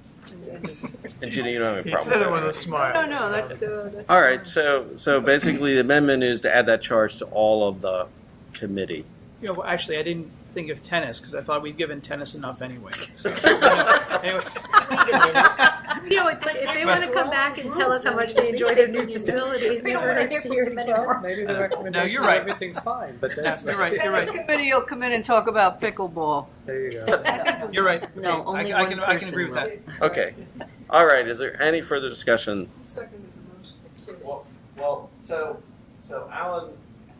So Greg and Ginny seconded it. And they accepted the friendly motion to apply to all the committees. Okay. So any further discussion? All those in favor of that amendment? Good. Yes. Okay. So now the actual approving of those charges with the addition that we just added. All those in favor? Good. Unanimous. All right. The Columbia Art Center Advisory Committee. That seemed to be the one that generated ideas. Chow had suggested, if you remember, he had sent us an email which basically said, set up a glass window display of public arts in the lakefront area, solicitation of artworks to be widely advertised and targeted on school age and adult, and thought of giving those authors prizes. So that's kind of like more a board decision if we're going to do that. Accept money. And then I had suggested that I was talking to the Art Center staff last night, and it kind of reminded me that we might want to think about having the committee work with the Art Center staff to look at possible displays. I was thinking, if you remember, the archives, did a display and they'd give it to a village, for a while, and you'd put it in your community center. And so they got me thinking, based on our conversation, that perhaps the Art Center could use that model to put together something that would go to a village. I mean, I'm only thinking like 3 or 4 villages a year. You just a little display that would kind of highlight the Art Center and the art that's produced by it. The reason I was thinking of community centers is, 1, you get people there, and 2, you have somebody always there to kind of watch the Art Center. Yeah. But that was my idea. Alan. But I'm not clear about your idea. First of all, I thought you specified 2 weeks in your idea, which I thought was a little too specific. Yeah, true. For it. But it seems like that I'm not clear what the advisory committee has to do with that. That seems like nice advice to the Art Center that could come from the advisory committee. Well, okay, so I was thinking, to answer that, I was thinking the people on the advisory committee are also a lot of represent the folks who actually use the facility. And I was thinking of giving them, through the advisory committee, an input into what this display would encompass. Kind of make it more of a collaborative effort. That's what I was thinking. I'm not clear why that needs board direction to do. They in the Art Center could do that. No, that's true. They can do it on their own. I just thought of that as another charge, but I think it's a great idea for them to do it. I just don't know do we need But to getting tell back them to to. Chow's suggestion, would that be for the advisory committee or? yeah. Chow's once again, that's adding a charge to the advisory committee to look at having something down at the lakefront. Greg. Yeah.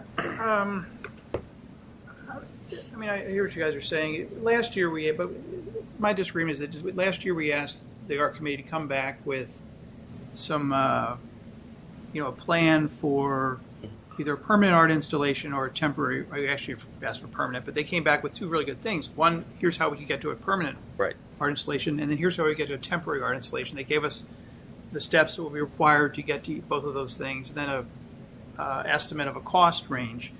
For permanent art, it was the neighborhood of $150,000 to $250,000, but then temporary was only $25,000 to $40,000. I would like to at least say we appreciated what you provided us, and now go forward with one of those. And if we feel that the permanent exhibit is too expensive, then fine. But I would like to just say you gave us this temporary. If the feeling of the board is we'd like to do something more temporary, a little more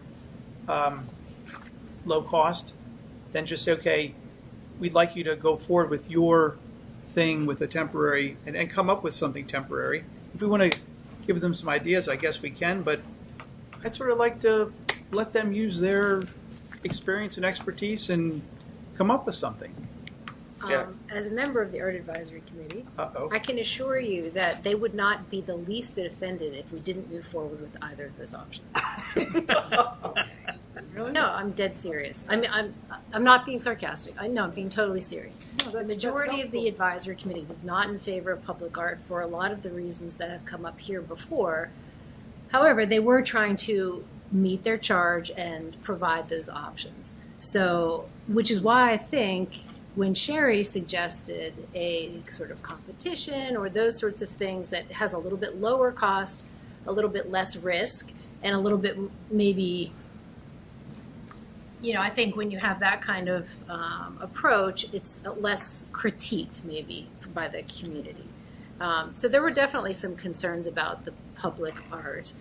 But I agree with you that if we're going to go with one of them, I think the temporary is the better solution.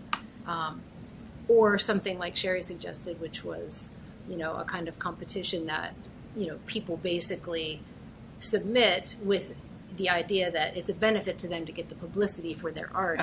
So, but I just don't want you thinking that if we didn't move forward with public art, that the Art Advisory Committee would be crushed, because they I'm not crushed. I'm not worried about them being crushed. They're big boys and girls, I assume. But just I don't know. I just worry that we asked them to do something and then we just discarded it. And to me, they did provide some valuable information. I'm wondering if there's just some way we could sort of get a consensus with what they provided with temporary. I mean, I don't have a problem with the contest. I do have a problem with Chow's proposal, and that's just, to me, it sounds a little bit like a $100 PTA thing. Yeah, I'm with you. where he ends up on the walls of the school or something. You got a bunch of kids drawing people with big heads, and that's fine for the PTA, but I just feel like we ought to set our sights a little higher. I just wanted to say one more thing, and that is, I think because of the potential flux that's going to be happening at the Arts Center in the next few years, it may be a different option to say, let's put this on hold, because I think with the redevelopment of the village, there's going to be a lot more opportunity, if that's where we would choose to put it. I mean, it may be someplace else, but I just think there's a lot of flux going on with all of that, and it, it's maybe something to consider as well. That's helpful. Thank you. let's just move on. All right, so is there a motion basically then to just accept the charges that the committee put in their document? Yeah. With the addition we've made. Well, yeah, that, we've already added that to all the charges. Yes. Okay, so Ginny moved that we basically accept the Art Center Advisory Committee charges. And Janet seconded. Any discussion? All those in favor? Aye. Sherry, okay, unanimous now.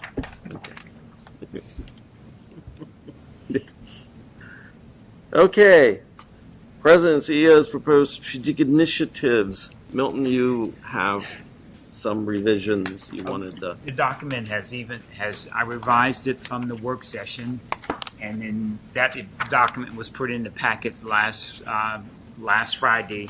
While I revised it again, and that was put at your place this evening. But Andy has some revisions also. Anything you want to say about does everybody have a copy of the revised, Milton's revision? What was revised? What was revised the last time, the most recent one, is that it dealt particularly with initiative number 2.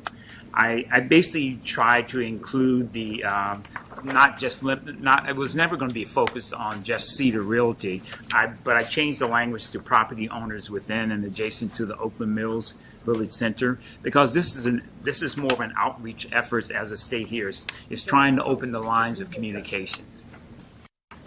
So some of the feedback I had received is that the Village of Oakland, the Village Association wanted to make sure that they were part of the effort, and I had that in there originally, but I just changed some of the language.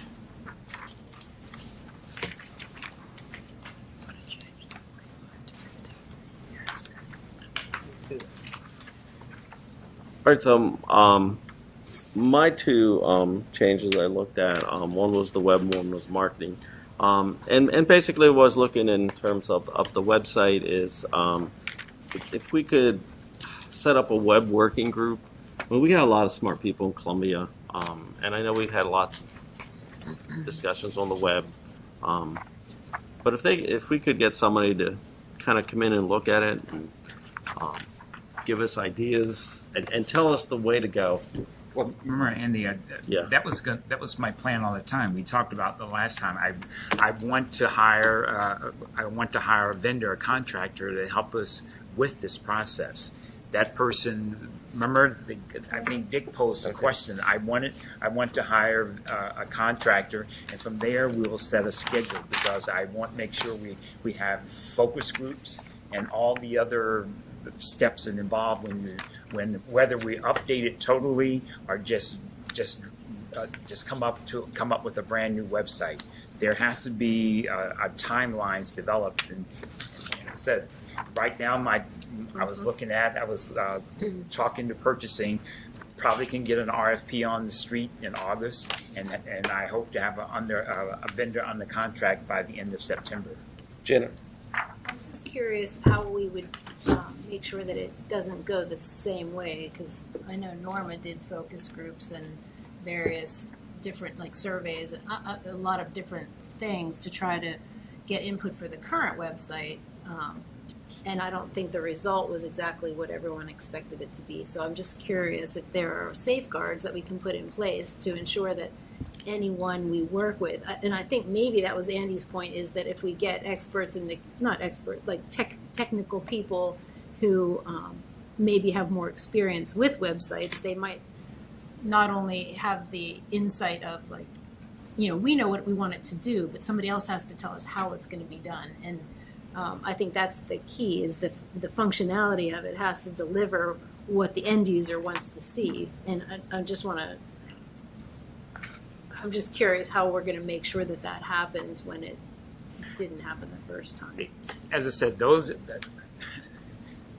I basically right now, I've said before, I've already had the conversation with Laura.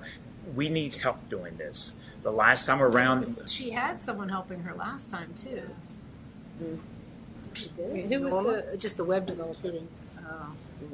And maybe that's where. And one of the things also, it was a priority for me when I first got here. I turned it over to the director of communications. I was not as involved. It's basically, I got periodic reports and we had an unveiling. I plan to stay more involved. And as I said, the big thing for me, what I've done before with is just the benefit of the community focus groups. Mm-hmm. And we can build in periodic updates to the board, because I don't know how long it's going to take. If we decide to totally revamp it, that's going to be a much longer process than updating it. Greg first, and then Al. Yeah, no, I just want to say I like the idea of this community group, because I wonder. I agree with you, Janet. Things didn't quite work out. I don't know whether we have to blow up the website. I would not agree with that. But I do agree that we ought to have, normal people trying to do things and then hearing what they're really saying. One of the things I've personally had a problem with, other people may not have a problem with. Maybe I'm just alone in my inability to to make this thing work and find what I want. I don't know. But so you don't want to ask me. I mean, I have an opinion. But anyway, no, I like that idea. Because I don't know, part of me, I agree with Andy that we do have a lot of expertise and experience here. And the website to me seems reasonably okay. There's some problems with it. I'm just wondering whether we could achieve the vast majority or all of what we want by using what we have instead of throwing the doors open and going back to square one. Well, I don't want to close that door, because some of the comments I've gotten is that basically you're trying to do too much, starting with your homepage. I get comments that, okay, you're a complex organization, you don't have to prove it to me on your website, and I agree with that somewhat. Is that the website? We can be a complex organization, but that can be behind there. We can have a website that's, as I told you, one of the biggest things that bothered me about our website, and I thought was happening, is that with the use of mobile devices and tablets, our website is not friendly to those. Right. You're exactly right. And so that's why I don't want to take off the table blowing it up, but I want some advice on that. But you will investigate using the existing structure as yes, well. Yes, we are. Definitely when it comes, I'm going to be very cost conscious. I definitely will. But I want a website that will allow us to go forward, representing what we do, but I don't want it to be overly complicated.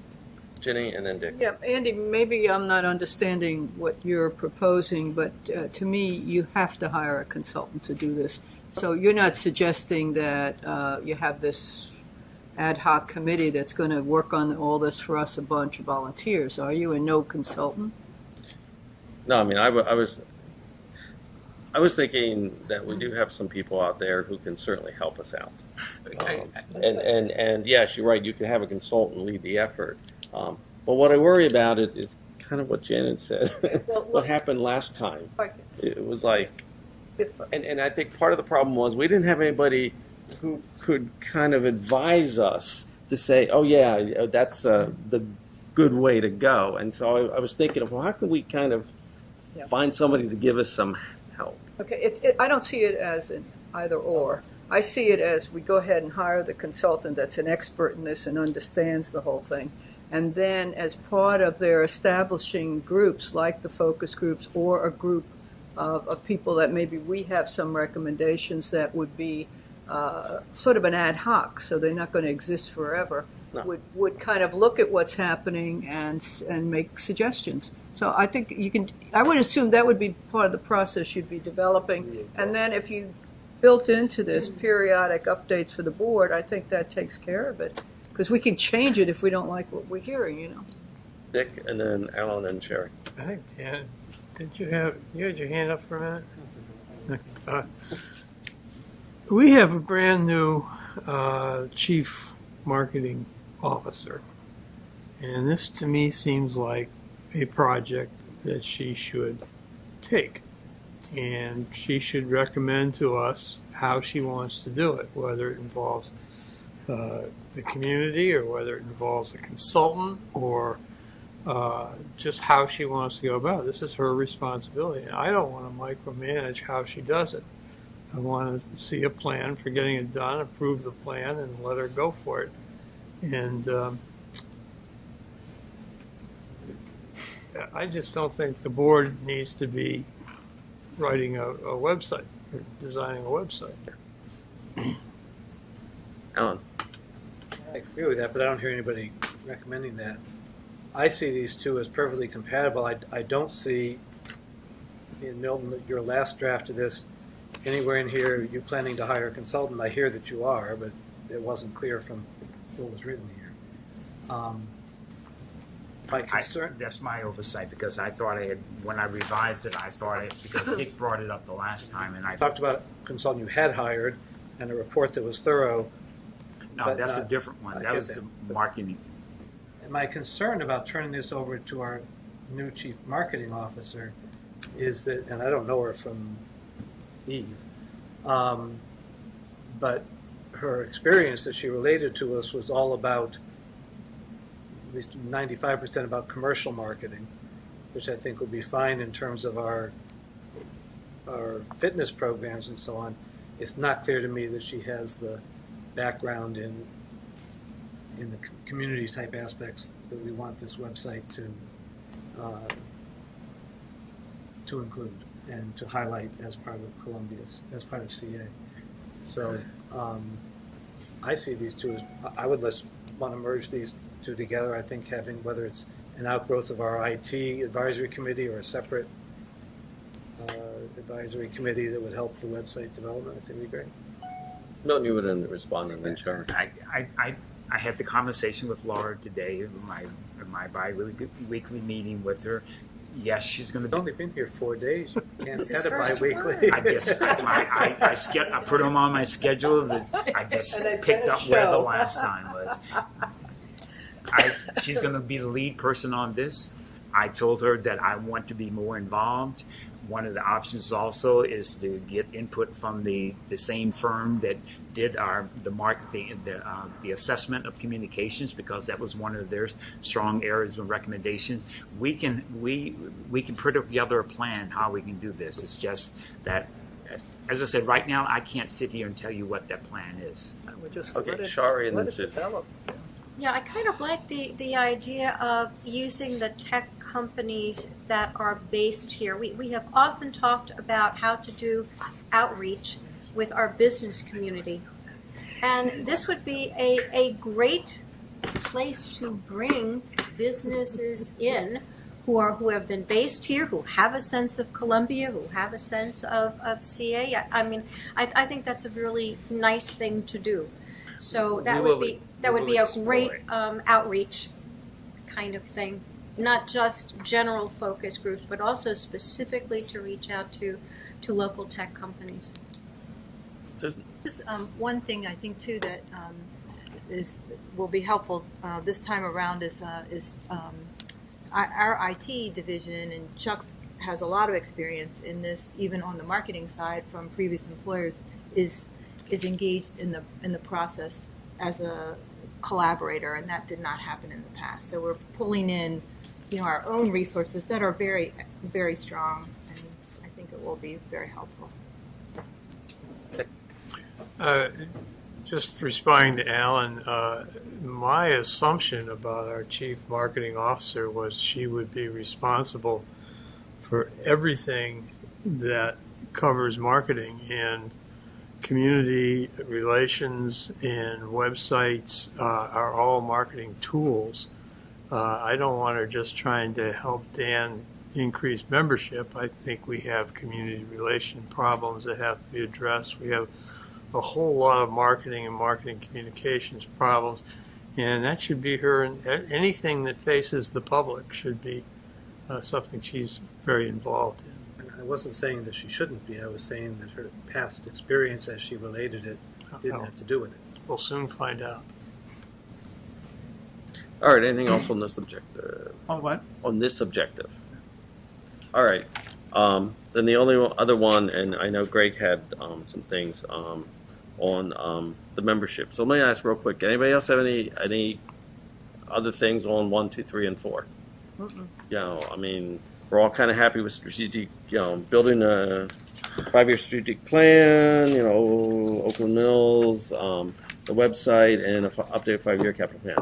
Greg, membership. Yeah, It's 5 of 11. I know. Is there any way, Andy, we could put off the 5th strategic initiative to Oh, sure, we could discuss do it that. further, maybe just approve the first 4? If you We have want, a we closed could, meeting. I noticed we have at least some people here for the closed meeting. we and we again- definitely need to have a closed meeting. Right, and I'm just wondering, could we, I know I don't consider August to be sacrosanct. That's been some of the recent thing, but I personally would have no problem if we scheduled a meeting for August to address this initiative and anything else that's fallen by the wayside because we haven't had time. All right, so is there a motion to approve the first 4 strategic initiatives for the I move president? we approve the first 4. What's Second. happening with number 3? We'll just kind of keep it as is with with what Milton talked about, the fact that he's going to hire a consultant and he's going to work with. But having Our- focus our- groups and whatever is not the same as having Right. a web working group. So you're dropping your suggestion for that? What, Alan, let us hire the consultant and get their. I can take that to them as having to work, but we don't.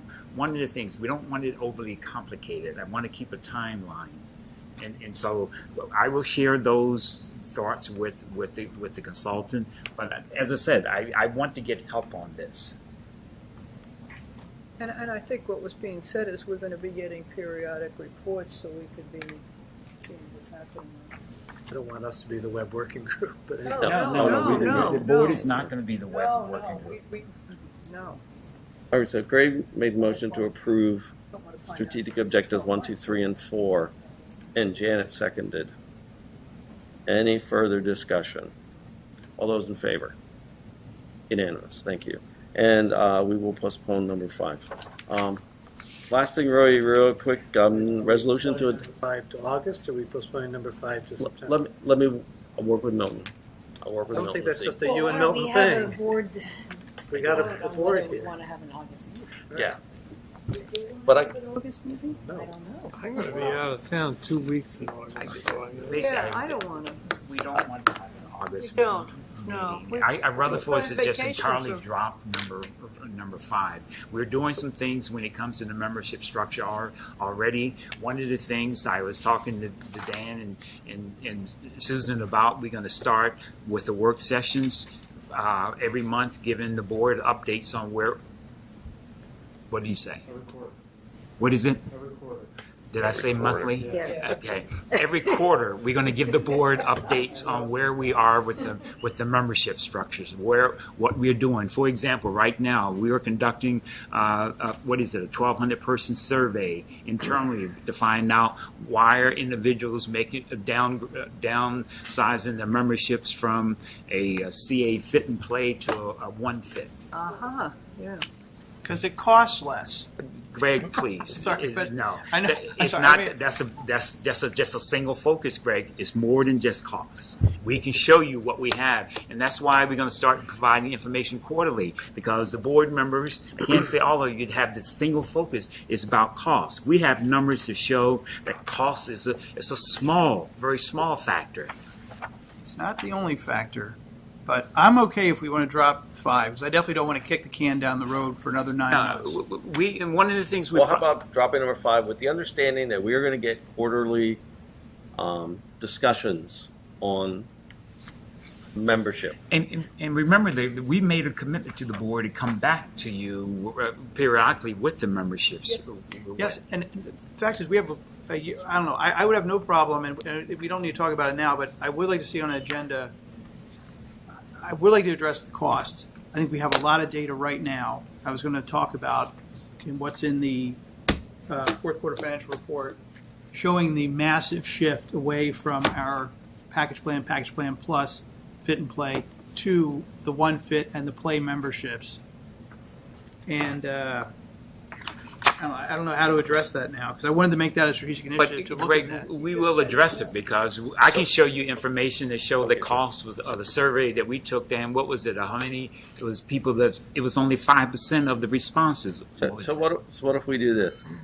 That's it. Oh, no. That's the door. Oh yeah. Somebody wants to come in there? No, it's the alarm. That's It's the 11 alarm. o'clock. Remember the extra money. Okay. All right. So what if whenever they do the first quarterly report, we make sure that one of the topics that has to be addressed there is the cost. I'm gonna. I'll share with you. I had a written speech. I'll send this around to everybody. You can, and staff can, take shots at it. But when is the first quarterly report? Then I was going to ask Dan, could we be ready to do one in September? No, there's No. Okay. not September. I August? know what the agenda looks like. I know what the agenda looks like. Quarterly meetings, I think October is the next quarterly. Right. We're going to try to keep all that in sync, so if anything happens, the dashboard, the quarterly report, the quarterly membership report. How about October? September is packed. It's worse than. All right. In that case, we will not consider. We'll just go with 4 strategic objectives right now. Andy, I just want Yes. a quarterly membership report is not the same to me as an analysis of our new membership structure. Is it meeting our goals? Is it what's been the impact? What tweaks are necessary? It's also dealing with what's the product and is I the shared it with product Dan and viable Susan when I anymore. met with them this afternoon. Yeah, it's just some of the things I've been thinking Yeah. about that kind of go. Yeah, well, we've all been talking about that for the last couple of months, so you just put it all down, which is good. All right. Last thing here, indemnify CAT members. You saw the recommendation, which is basically go with willful misconduct or gross negligence. And that's not us. That's the Right. legal advisor that we use for the savings plan. Right. So moved. Okay, so Jenny moved that we adopt the policy as recommended. Is there a second? Dick seconded. Sorry, Jenny, I saw Dick first. Yeah, that's why I never second anything. Actually, I withdraw my motion. Janet, you move for it. All right, Janet and Dick, that's fine. Done. All those any discussion? All those in favor? Unanimous, thank you. All right. You've got the letters, the tracking forms, you've seen that. Hold on. Talking points. Valerie, can you do it? Yes. Board heard presentation about the Tuxton Branch Trail easement request and asked questions of the county government. Board voted to approve the charges to advisory committees, accept the Arts Center Committee, amended to charge the committees to provide recommendations to board and staff to better serve their relevant groups. Board approved FY 2019 strategic initiatives 1 through 4, and the board approved the resolution to identify CA members of the 401K planning committee. All right, sounds good. Gee, it's a meeting, could have been extra. All right, I'm sure in the open meeting at 11:05.